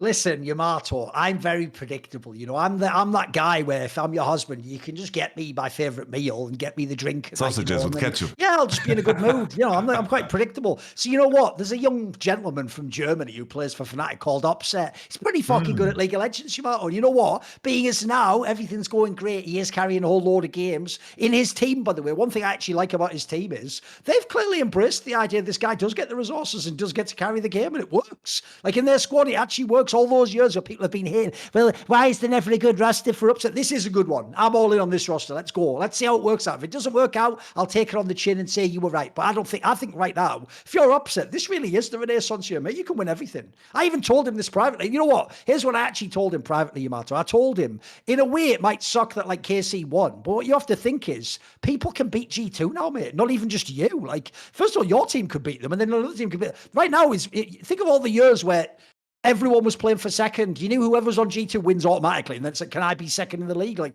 bro, now's the time if you're Upset to rewrite all those career narratives. And if you actually just look at his game, it's why the meme of like, he's just playing for KDA doesn't really work, guys. It's like, yeah, but he's also carrying all the games. Like, it's not like he's got KDA, but he stood on the fountain not dying. Like, he is carrying these matches too. I think if you're Upset, this is the best roster you've ever played in, mate. It just looks great.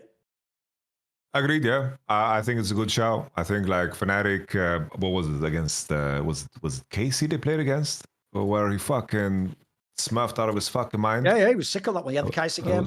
Yeah. No, like Ups is fucking tremendous, man. Like it's weird because now it's like this is the year, he needs to turn into a fucking winner. Otherwise, he's gonna be light. He's gonna be fucking Weibo Gaming light. No, absolutely. He needs to. This is where you turn into a fucking Viper, even though like especially like 2021 and 2022, the fact that we didn't win fucking is horrible. I was a part of those rosters. Us losing to Mad Lions, fucking unacceptable, I think. And also 2022 losing to Rogue and then not beating that weak G2 in the finals. And those are ones that sting. For you, Marto. Let me hype you. Imagine this for a second. So KCorp shocked everyone, won the winter split, went to first down, made the finals. Imagine this split, Fnatic wins. Suddenly, Razork champion, Upset champion, squad. Then you would be going into your third split. G2 wouldn't have won a split so far. They've made all these gambles on these new players. They've got really good players themselves. People like Caps now have gone 2 splits without a title. Mate, that's not even normal for him. He's just like, I'm feeling a bit ill. What's that? What's that? Silver deficiency. I haven't got any trophies. Help, please. The vampire is dying. Like, mate, G2 would be on demon mode in that summer split. They'd have to be. Imagine that. Imagine if all they have to play for is go to Worlds. Like, Bruh.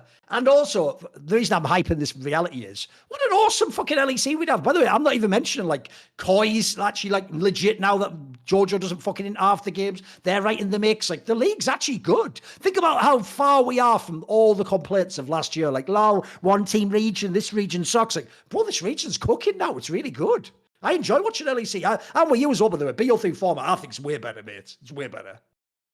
There's also like one of those things is like I mentioned how like lucky, like before, I mentioned how lucky League of Legends is with like how the world's played out and Fake is still playing and all that jazz in terms of like the popularity for the LEC too. It's like the fact that KC, Koi are fucking competitive with their fan bases and the fact that there is, you know, a challenge to the G2 dynasty is just the perfect thing. Because like sometimes it's like the story can end for many random reasons, and the fact that there is fucking competition is super good. Oh no, I know what you mean. Put it this way, it's way better that Vladdy beats Caps and gets to be a champion than Caps just retires and then it's, you know, anyway. You know, think about the UFC, mate. It actually does suck. Like, I'm a big Volkanovski fan. I don't want him to win the title just because no one's the champion anymore. You know what I mean? I want him to like beat the champion and get the title belt back. That's the story you want. Yeah. Holy, that card was crazy, no? It was pretty nuts. It was good though. It was good, man. They were cooking with some of those fights. Absolutely. Holy moly. But anyway, that's going to be an interesting one because the reason I brought that question up, mate, is people have just taken it for too long. There's been too many years, Yamato, where in your brain the question wasn't who's the MVP. It's should Caps be the MVP this split or not. That was all everyone. That's the first question everyone's brain had to think. That's not even the question now. There is so much parity and so many good teams, mate. I actually think on most teams you can go one or the other direction. Like you can go the Killist angle, you can go the Vladdy angle, you can go fucking. The talent right now in LEC is really good. I'm actually enjoying it. Like I say, I actually unironically think it's a good region. I think it's fixed. It's fixed. Agreed. For now. What about go on. Are we going to LTA? Are we really going to LTA? We don't have to do much. We don't have to do much on this one. Because I don't have much, bro. No. The matchups. The matchups. Give me what you've got then. Yeah, just give me what you've got then.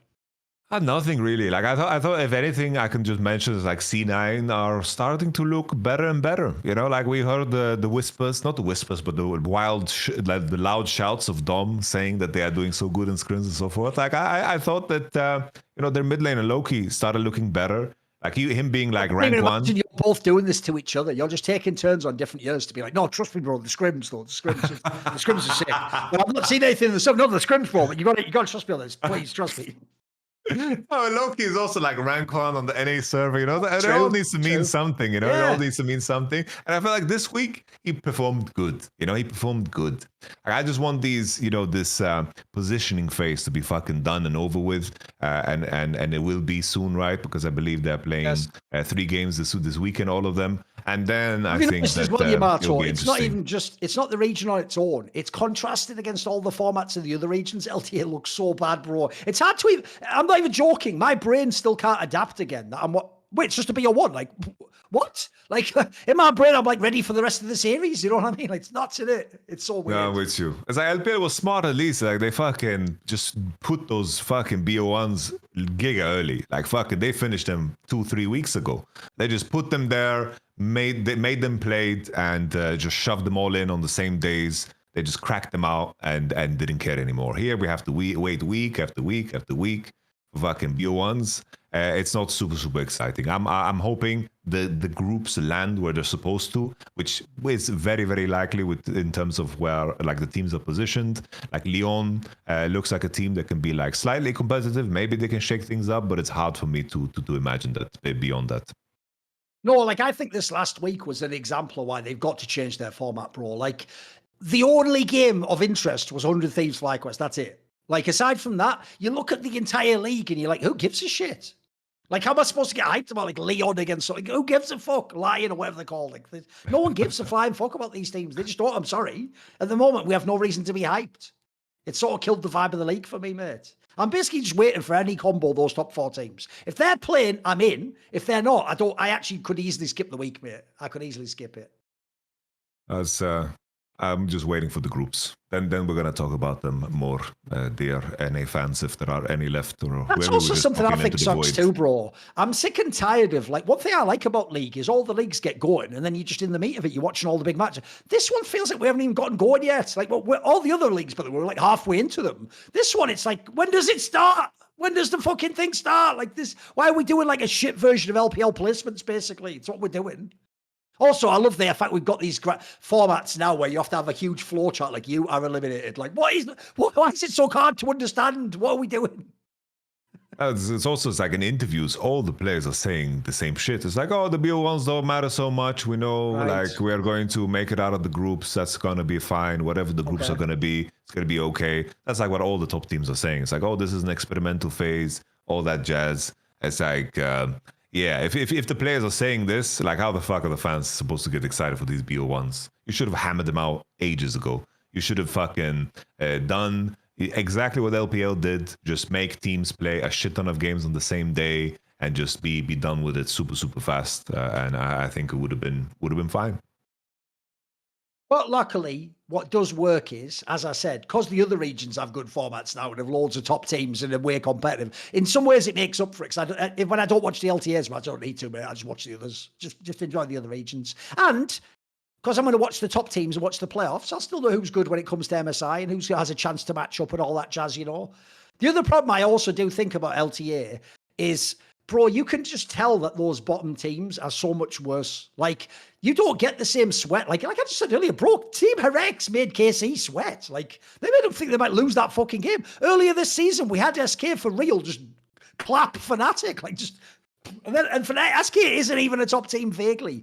There's nothing like that in the LTA, mate. Like, I know if I ever see even a team like do well in a game, I'm like, is the other one, are they not fucking locked in? Like, what's this draft? Like, you know, like, I don't believe in the talent at the lower teams, as it were. I was hoping it would be like, LTS used to be quite good parity. You know, they had like a lot of different squads. You would have but I remember back in the day, the orgs like FlyQuest were more like middle table teams. You know, they were the ones working on like the min-max or get a veteran player. Like, it's just so top heavy a region now. It's just nuts.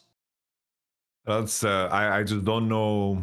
It's like what will happen as the viewership dwindles and the money is less, and the players that are carrying the region will be incentivized to play elsewhere. Who is going to replace them?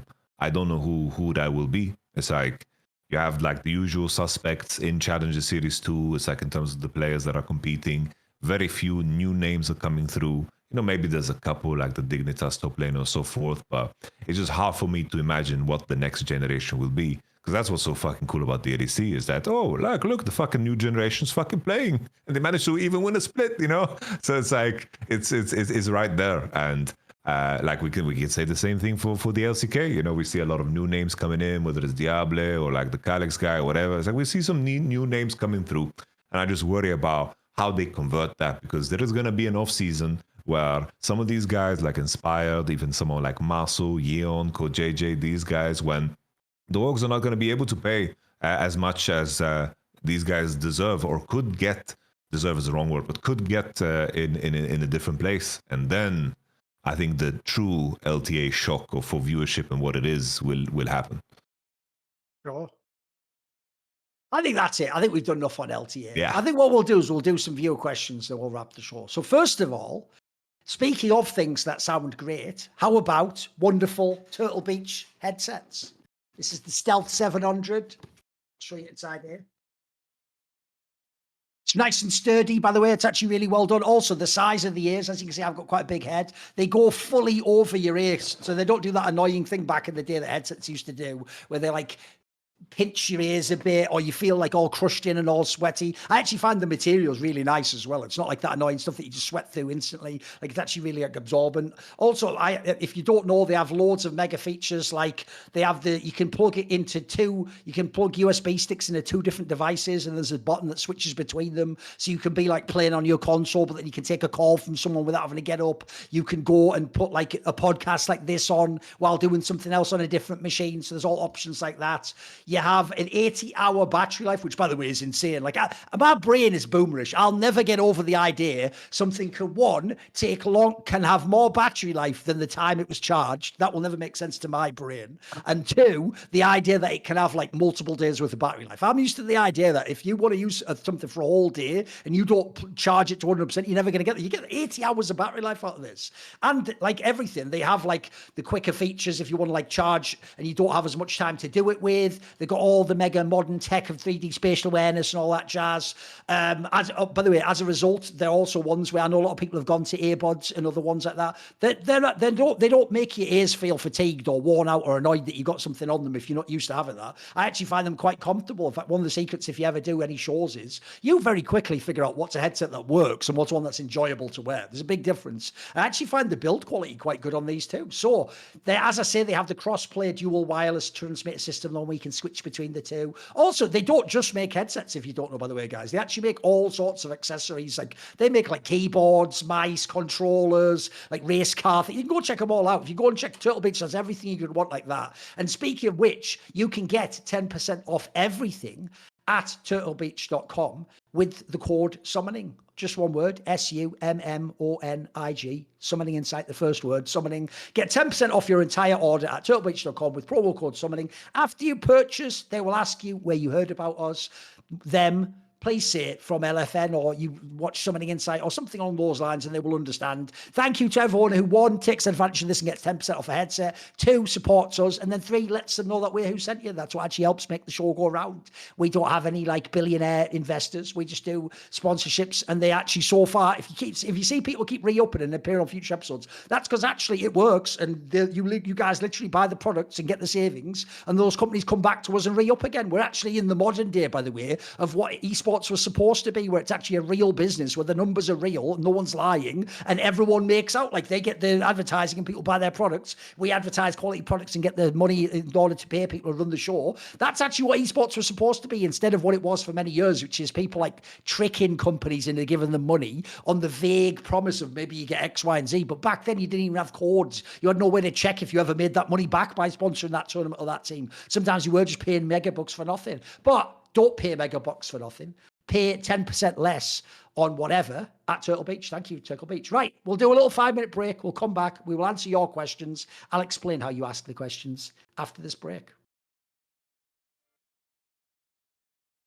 Right, we're back for the final segment of the show, which is, of course, when the viewers ask us questions. Which viewers, you might ask? Well, if you are a subscriber to the Last Free Nation Discord, you will have access to a channel. It's called SI-questions, and that is where you submit your questions and I draw them from there. Rule, I will always point out, if you don't want your name read, just add in the question. Please don't read my username, and then we won't do it. Otherwise, we will read the fuck out your username and potentially even insult you directly. That's not always guaranteed, though. That's just a free service I offer, depending on how the question goes.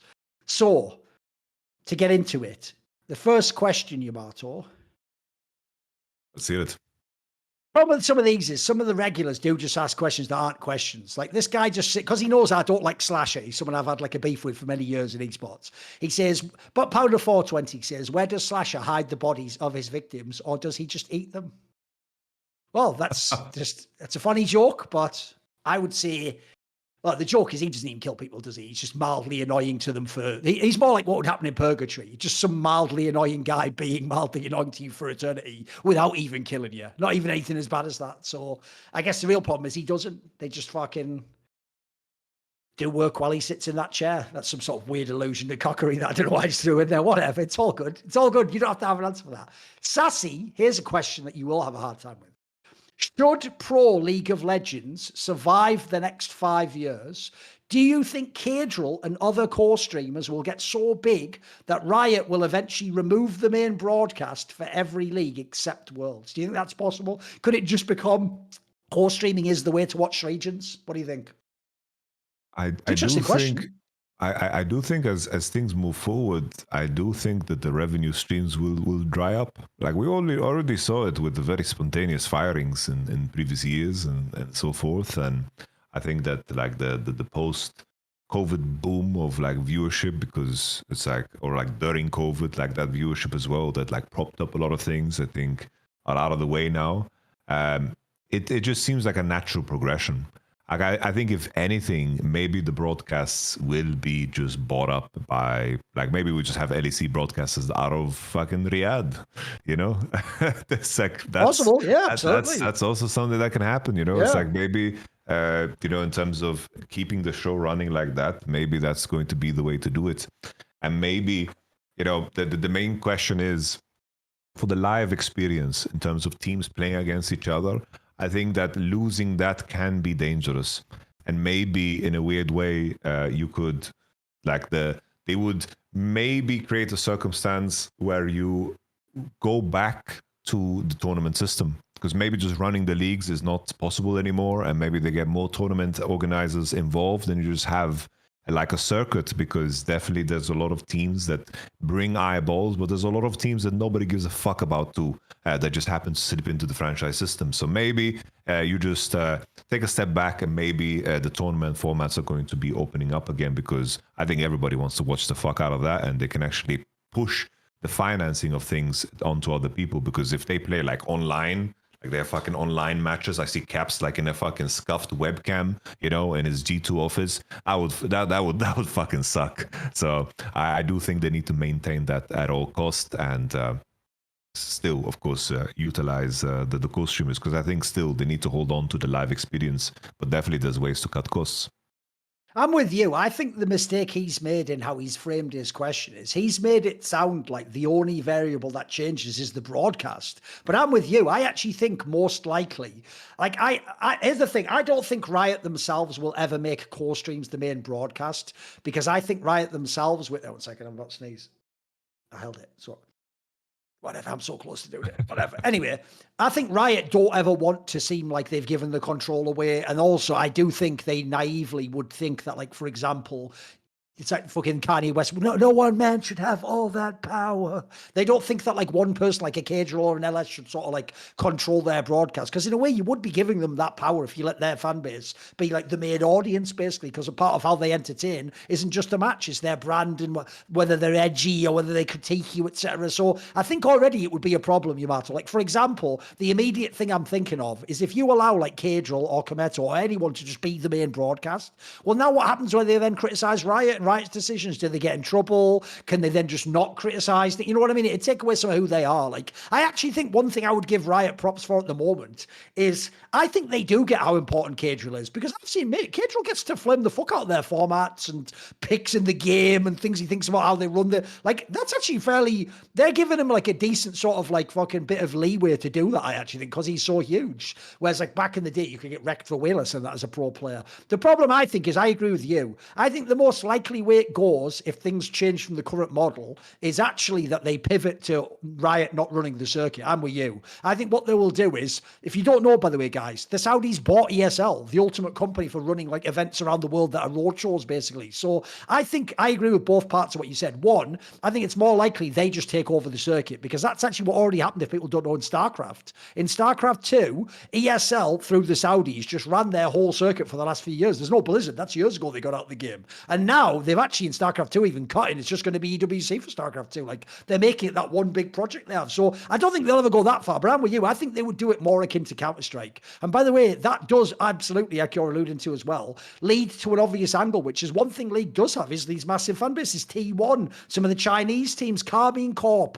right? If you have these squads, it just makes business sense for everyone except Riot to have like an actual like IM Cologne type tournament like you have in Counter-Strike, like essentially a Super League concept. You have a weekend tournament like we had, it'd be a week long now or 2 weeks, and you invite T1 and Gen G and fucking TES and BLG, and you invite all these massive squads with massive fan bases, and you have like a live event, which I think, by the way, I'm a fan of those events. I would prefer that, mate. I've always said I don't think it's just Counter-Strike the game that gets people's attention. I think it's the formats. I think tournament formats are the most compelling to watch. And what I love is they heat up so quickly. They're microwave-esque. The problem with the league, it's such a slow cooker. And sometimes you're waiting weeks for that big game, and then it's a shit game. And you're like, what? Whereas in Counter-Strike, you're like 2 days away from the playoffs most of the time. You know what I mean? Like, you're never that far from it getting really exciting, and then it builds up to a crescendo, and then it goes down, and then by the time 2 or 3 weeks are gone, you want another one of those tournaments. I actually, by the way, I would even somewhat favour this world if we go to like a Riot half in, half out model, where you have the ESLs of the world run tournaments, or people over in China and Korea run tournaments. I think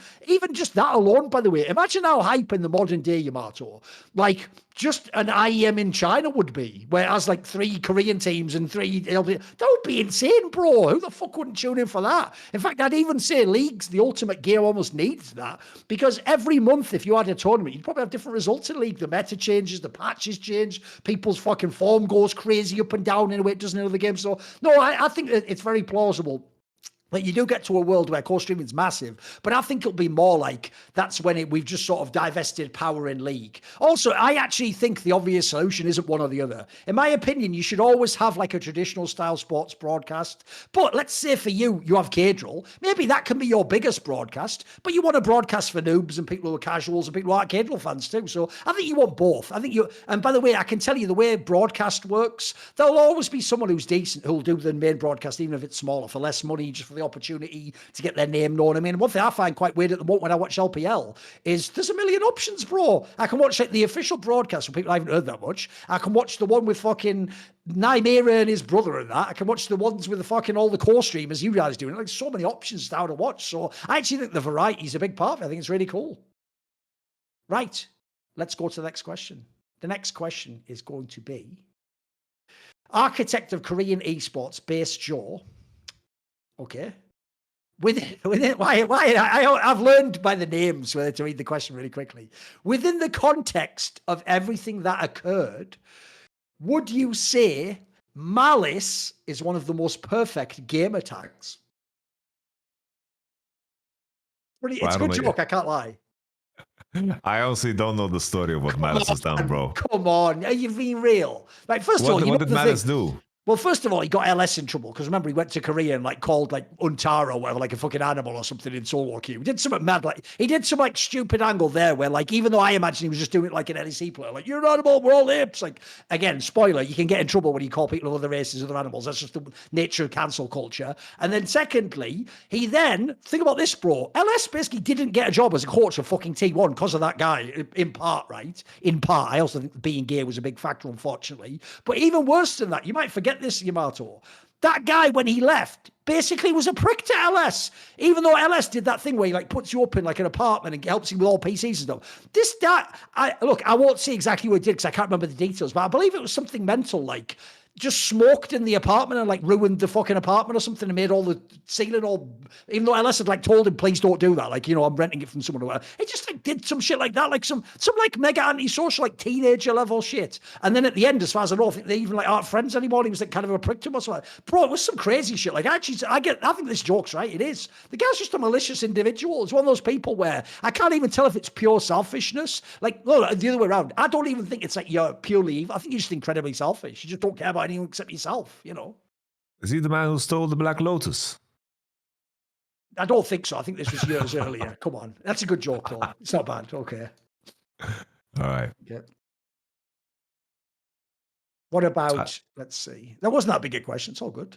Right. Okay. Big Boy says you are allowed to historically place an IPL type event, so think of like a badass tournament format, in any season of league after the death of the third party tournaments. What season do you choose? Why? And what teams do you want to see play? So if you could do like a TI IPL style, like double limb, Super 6-4, what tournament, which year could we go back in time and put this in? And what do you want to see?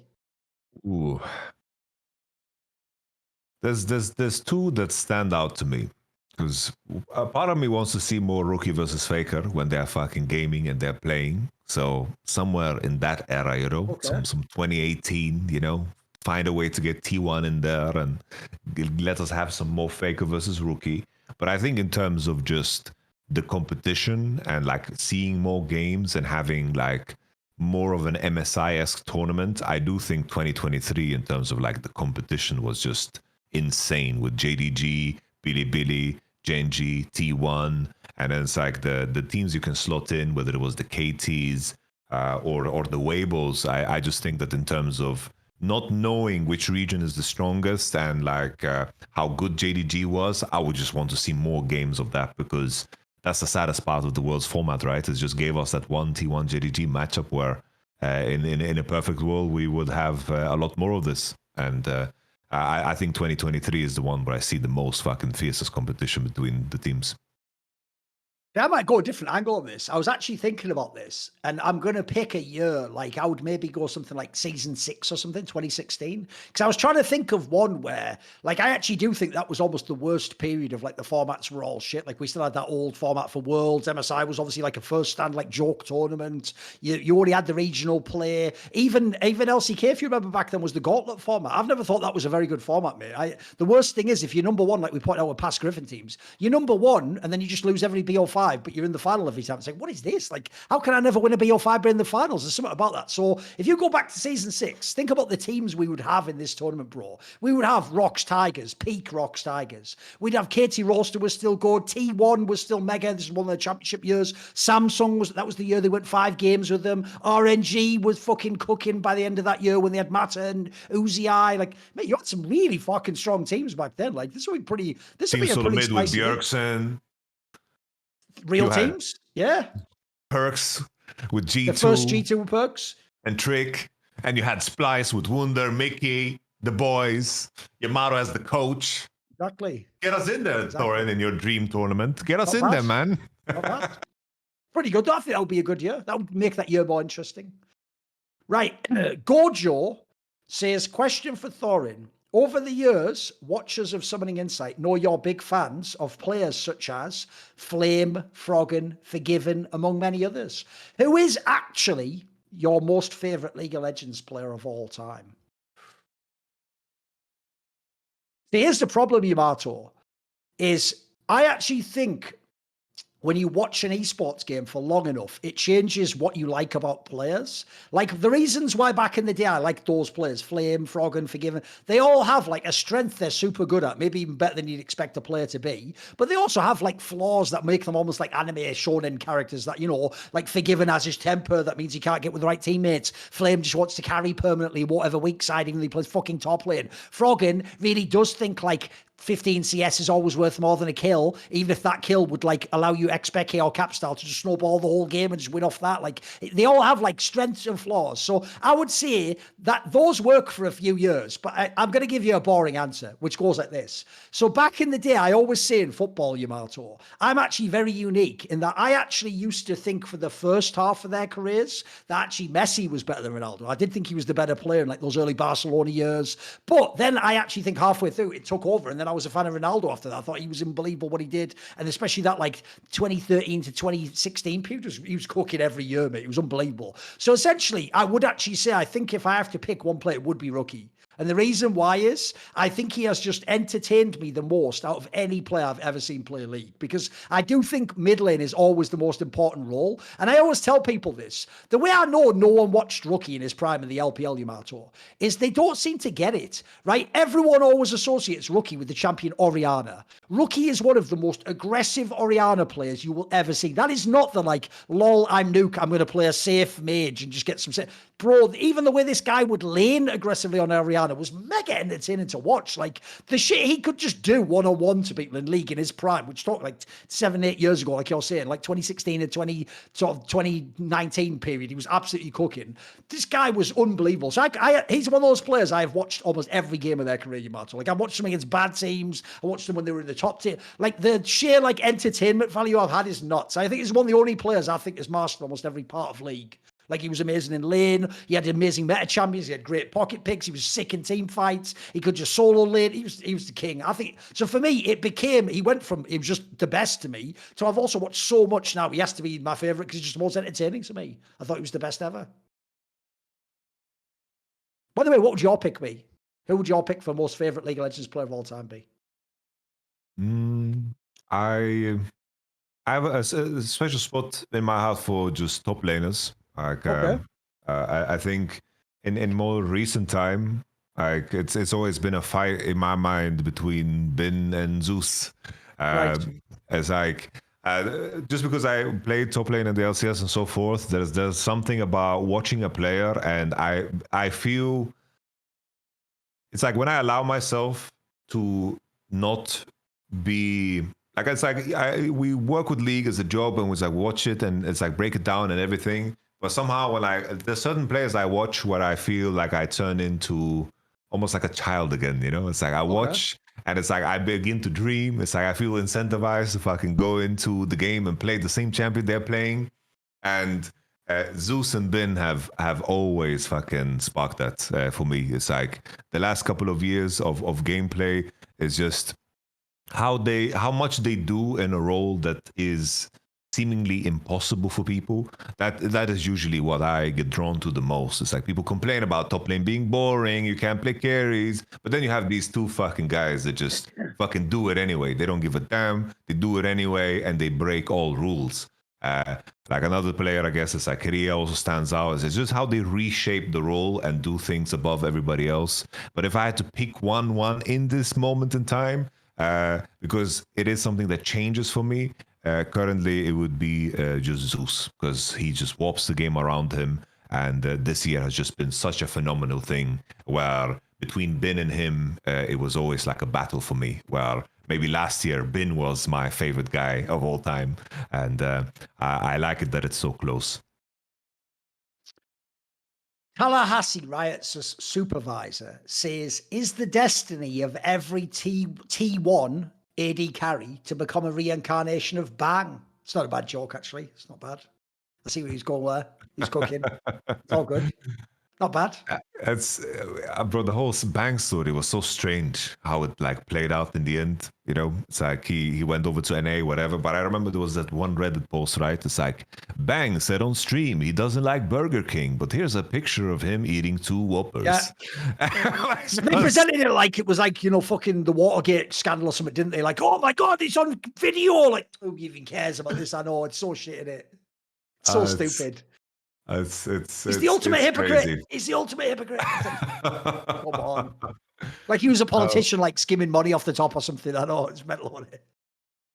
Yeah, I'm trying to think of the other names and to see where the red line is, but you know, it's like Teddy was okay. You know, the Teddy Gumayushi swap wasn't so dramatic. No. What's going on now is very, very unique, and it's just like amplified by 10x. So for me, it's incomparable. I don't know. It's to me, like I say, if I were them, I mean, I'll go further than I did on the main show, but I would just pivot. Bear in mind, you lost Zeus. He's not coming back, and Thorin is never going to be Zeus. The reason you also, in my opinion, go all in on Smash is he actually, like we're saying, bro, he has the potential to be like a Viper type player. He looks really fucking strong. And one thing I love, and this is what I hate about the benching, I should have said this earlier, is people don't consider that you actually might be damaging Smash by benching him.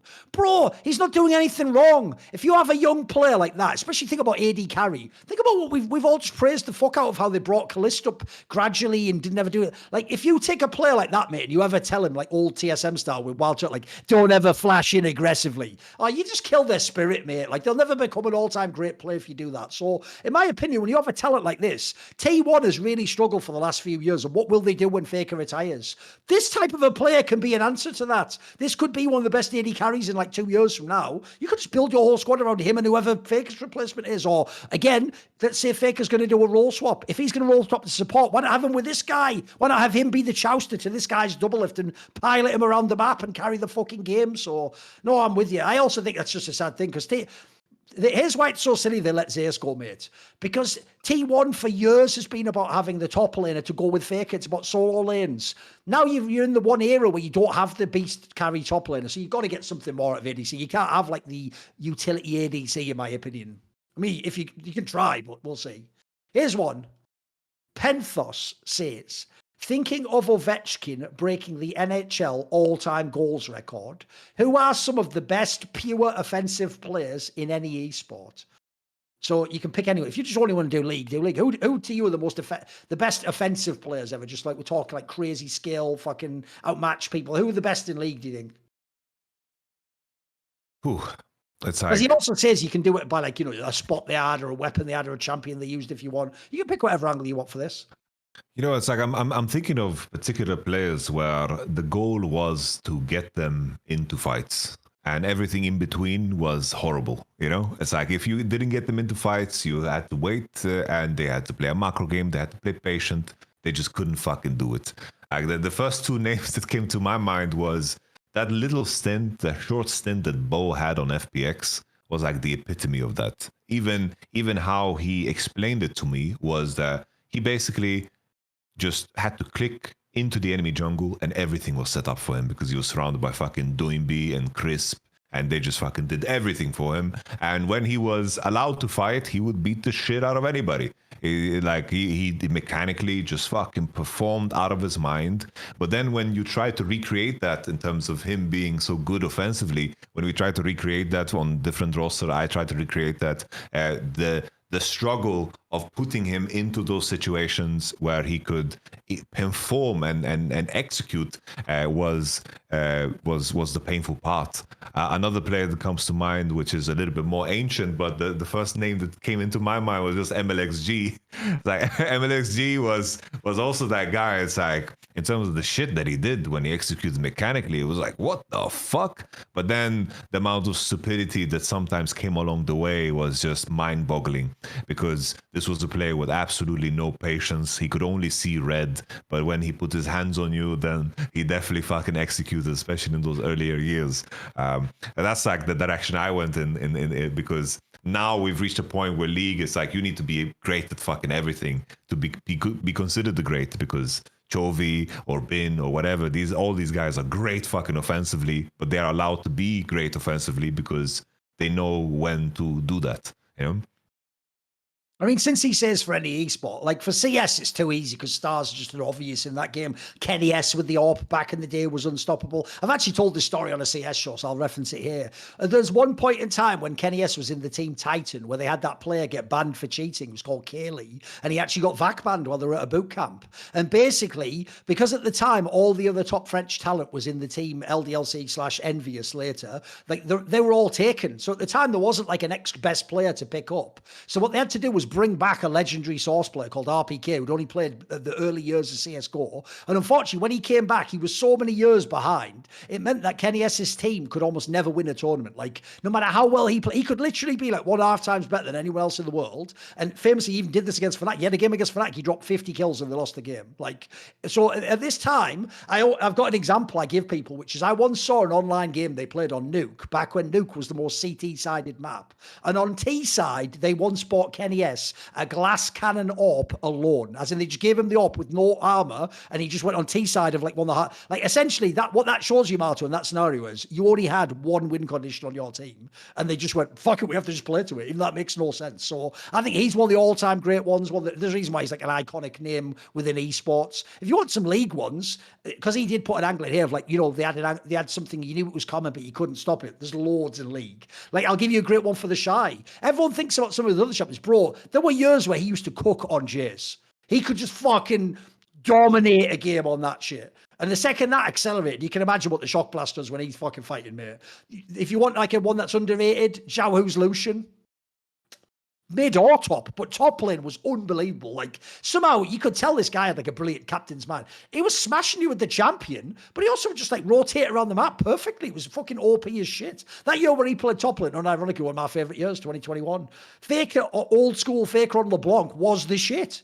By the way, LeBlanc was so much more OP back then as well. Like, it didn't have any of this silent shit on. Like, it was so OP, and he was like, he could do all. It's why if you think about it, his famous champions are like the ones where you go in and out, like the Zed, the LeBlanc, where you just make crazy out. It's like you have to have both the hands to do it, but also the vision to be able to make a play like that. That's one thing Faker was the king at. And then the last one I'll give you a modern day one. Obviously, Canyon on Lee Sin or any fucking Nidalee, anything that's super hands as a jungler. This guy fucking has some of the best games you'll ever see. Like, you know what? It's why I actually think he's one of the only players where it goes the other way. If I'm in a game 5, Yamato, in a series, now I'm playing against your team, and your jungler locks in Nidalee, mate, this could go badly, but this could go really well. I'd be scared if that's Canyon, mate. That guy's going to fucking clap me on that shit. Like, he'd fucking, like we said earlier, he's going to play Z game 3. He doesn't give a fuck, mate. So I think at his peak, I'm with you. I do think he had a lot of time in regular seasons where he was just whatever, phoning it in. But anytime that guy was locked in, what a demon he was. A really fucking skilled player. Definitely one of the probably the greatest jungle hands ever seen. Right, well, we can't do a million, so we'll do a few more. Nixon says, if Yamato was the 4th horseman with Thorin, Richard Lewis, and Monty, who would be which horseman? Now, we didn't actually do it that way, Yamato, but since the 4 categories, there's war, pestilence, famine, and death. You pick them. Of the 4 of us, who would be each? War, pestilence, famine, death. Holy. You would be War. Okay. For sure. I will confirm. I did once say to Richard in a context I won't explain how. He was once just sort of like, "Oh, don't you just want this to end?" I was like, "What are you talking about? I'm built for war, motherfucker. I wake up like, no, who am I battling today?" That's sort of true. There's a part of me who only gets going when there's that resistance. You are definitely War. Yeah. I would, I guess. I don't know. Like I eat a lot, so if like you leave food in front of me, I would cause a famine. So I'll give myself famine, and then shit. Because I met Monty in real life, so I want to be nice to him because I got to meet him and his wife. You know, he invited us for lunch over in Korea. So which one is nicer though? Both are quite horrific. I will give him Pestilence. I will give him Pestilence. And Richard Lewis will be death. He will be death. That's appropriate too, because in a story, if Richard Lewis appears and you're part of a story, that's probably death for your career. Like that's the last person you want to show up. Like, I've got some documents I like to show everyone. And I'm with you, Pestilence. Monty absolutely has caused a pestilence to all of his enemies. TSM, Riot, think how many times he's been the thorn in their side, wrecking them all, cursing their crops. Absolutely. Yeah. All right, good. Okay. And also, I'm glad you picked famine, because otherwise I would have made a mean joke. Like, to be fair, he has actually gained a bit of weight in the modern day, but Monty used to look like he was fucking in a famine the whole time. Fucking, you look like fucking old school Kate Moss from the 90s or something, gaunt cheeks. It's like fucking, he did look like that Silco fucker out of Arcane. I haven't even watched Arcane, that's just a reference. I'm just saying shit to be done with the kids. I became Cadril too. Fuck me. You know what? Whatever. All those boomers have sold out. Hellfire 206. How much does the home field advantage work in esports without the refereeing calls? Because obviously that's a big factor in home court. I don't know if you know this, Yamato. Some of the home court factors they've looked into when you research is just that referees tend to be more biased to the home team because the crowd cheers against them. You know, it's not purely just crowd factors. Obviously, he does say though that we do have noise cancelling headphones as well, so crowd isn't as much of a factor. Essentially, do you think home field advantage is a thing in esports? What do you think? I would say yes, but not because of like the.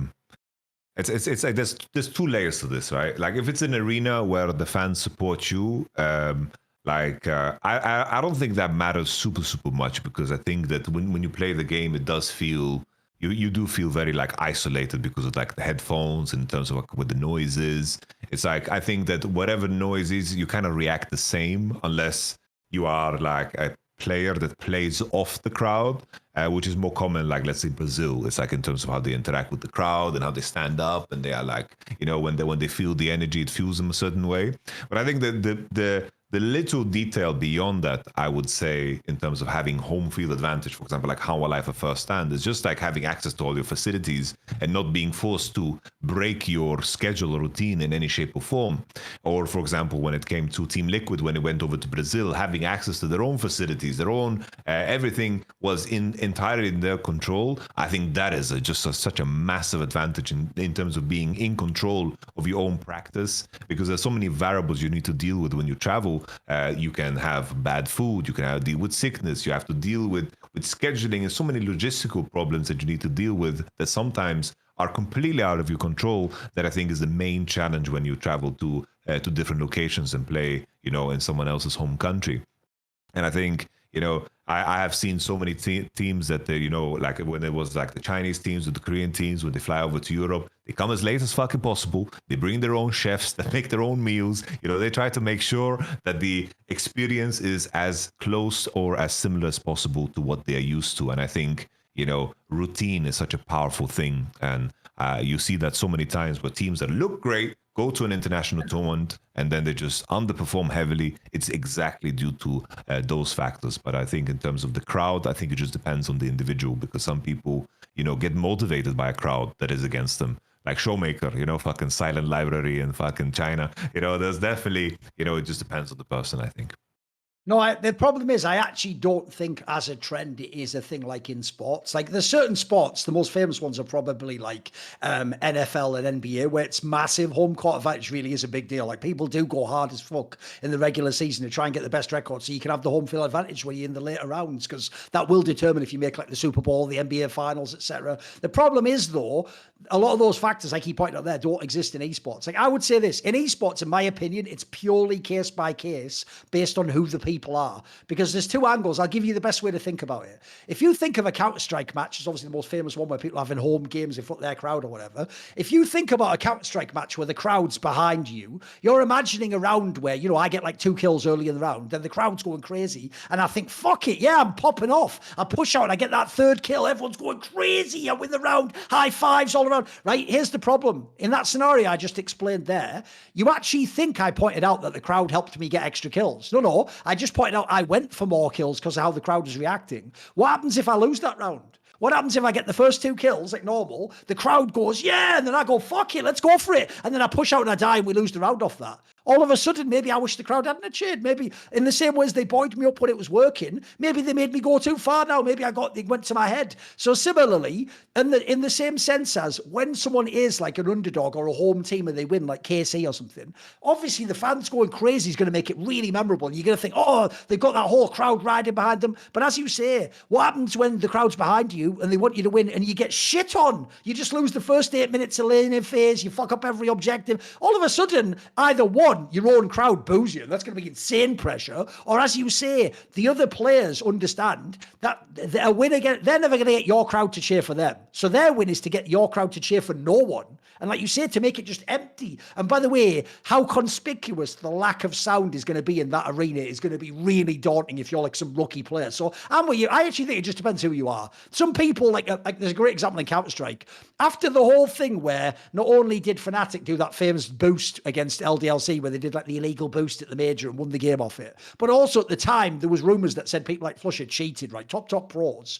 I can tell you, they then had a whole year where even in Sweden they were the away team. Like people were fans of Nip, not Fnatic. And so even though they were the number 1 team in the world, by the way, no one was fucking with them. Everyone was booing them. But the difference is they had the player Flusher who for real would like actually smile like a cartoon and then beat you in the game even though you all just booed him before he went on stage. Like some people are just built different, mate. Some people are just like that. Like they're like, I agree. Most pros would want to be in front of the home crowd. This guy almost got off on the fact that everyone was hating on him. He was like the villain. Like it made his game go to a higher level. So I think it's one of those things where people want it to be a really hard and fast rule. I think it's super complicated. There's so many nuanced elements. And like I said, it could almost be different day to day, I think. Depends on where you are in the tournament as well.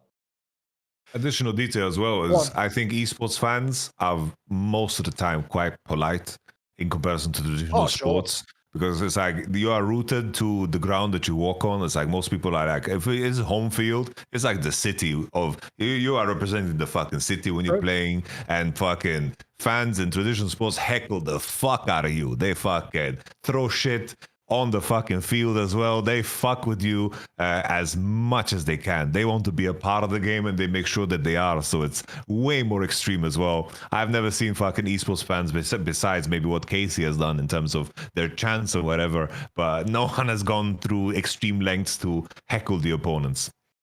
Bro, in football, like they will actually do a chant like "Your wife takes it up the arse." Like that's just the whole stadium's like 30,000 people to chant that, yeah. And then say, "Well, go on, play the game." Meanwhile, in league, by the way, people are like crying, having a tantrum when you like dance on the fountain or something. They're disrespecting them. They're dancing on the fountain. That's how I Dignitas back in the day.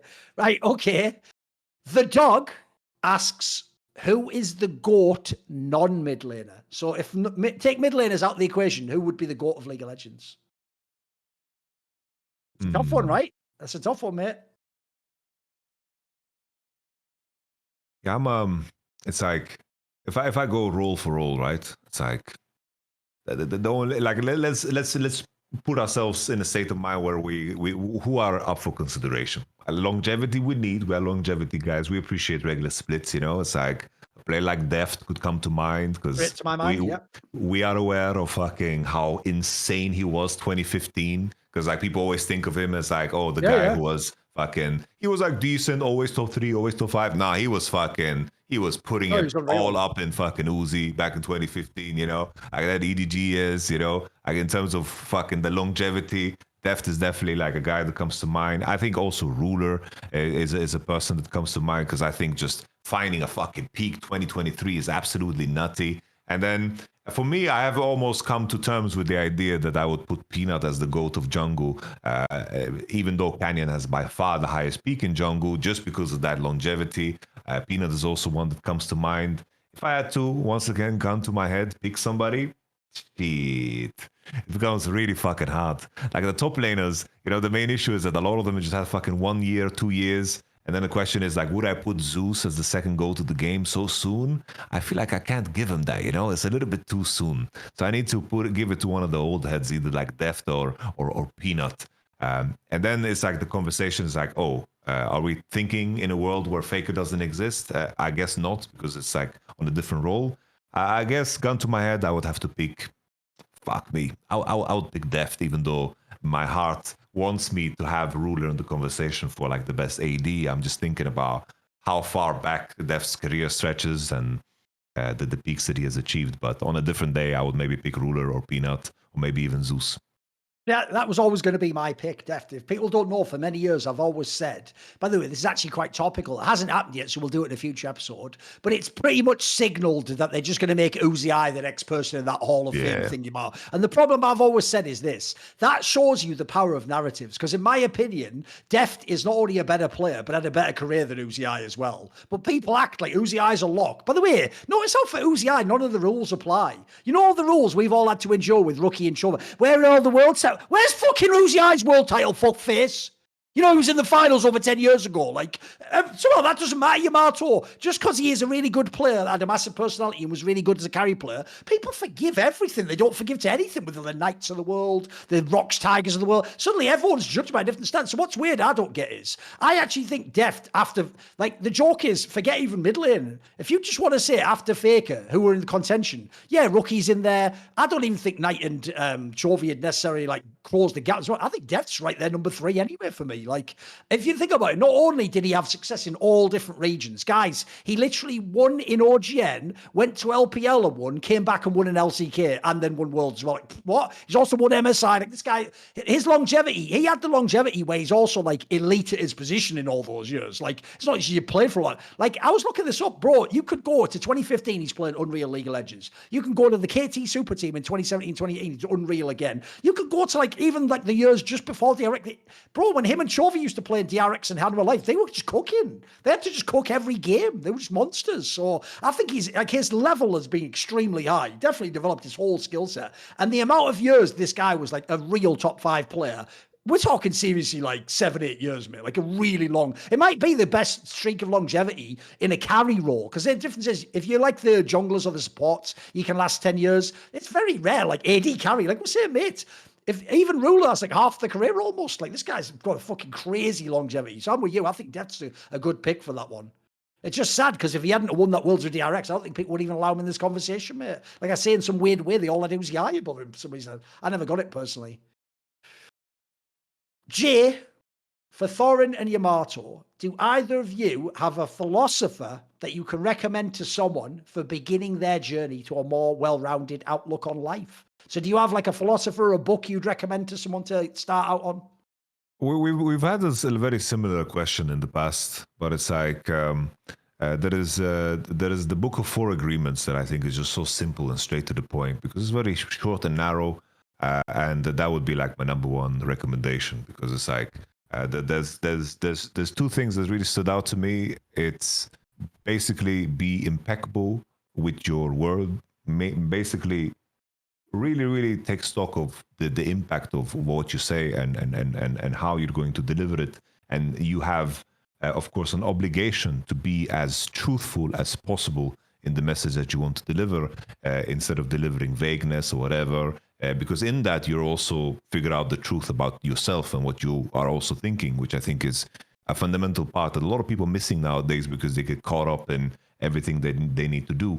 And also the second layer that I think is so true is, which is something that stems more from in terms of how like the samurais lived, because they were very, very meticulous with every single fucking aspect of being, whether it was gardening or in terms of the process of how they made their tea or their calligraphy. It wasn't only that they mastered sword fighting and had an extreme amount of respect for their role and for their let's say duty. It was they lived in that level of respect and diligence in everything that they did.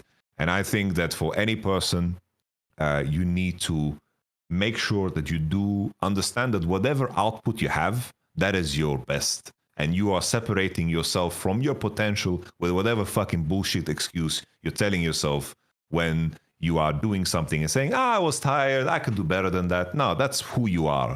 What will your actions fucking represent you? So if you allow your tiredness to make you perform worse, that's who the fuck you are. And these are two things that I have kept with me for a very long time. And the other two agreements you'll figure out when you read the book. So I don't spoil everything for you.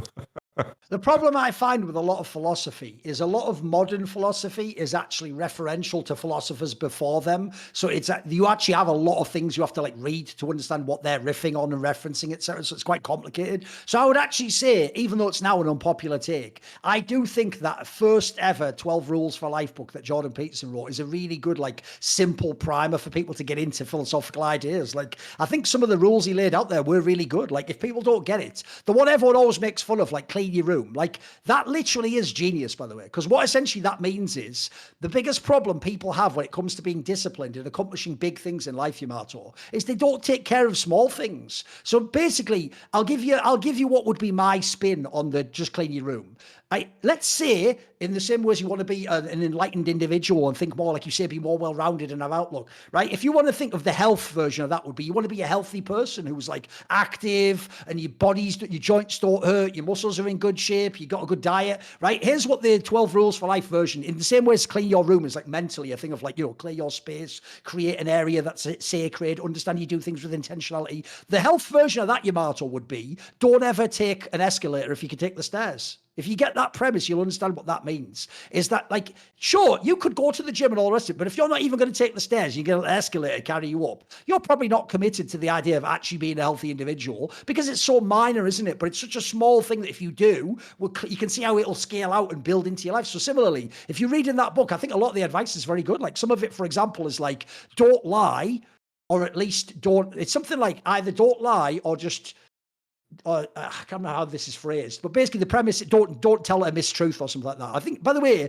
these are things that sound simple, but they're really hard. If you have those as guidelines in life, it will actually change how you. I actually think one of the best ones, I'm not a parent, so I can't confirm whether it works, is that one that says, like, don't ever do anything don't ever let your children do anything that would make you hate them or whatever. By the way, these are actually like really deep ideas. They sound very simple when they're laid out, which, by the way, I think is the beauty of that book. It's a very simple book that almost anyone could read. So I would actually say, understand, to read that book, you're not co-signing something Jordan Peterson said last year, or you're not on some because it's totally separate to that. It's just philosophy. So I would say that I think that book's like a very easy to read, really digestible. But I think it's not even about if you follow his rules. It's more, I think, showing you the types of guidelines you want to set up for your life is what will direct you in the way you want to go, basically. Once you figure out which one's most important to you, you'll head in the right direction, which I think is what this guy's asking.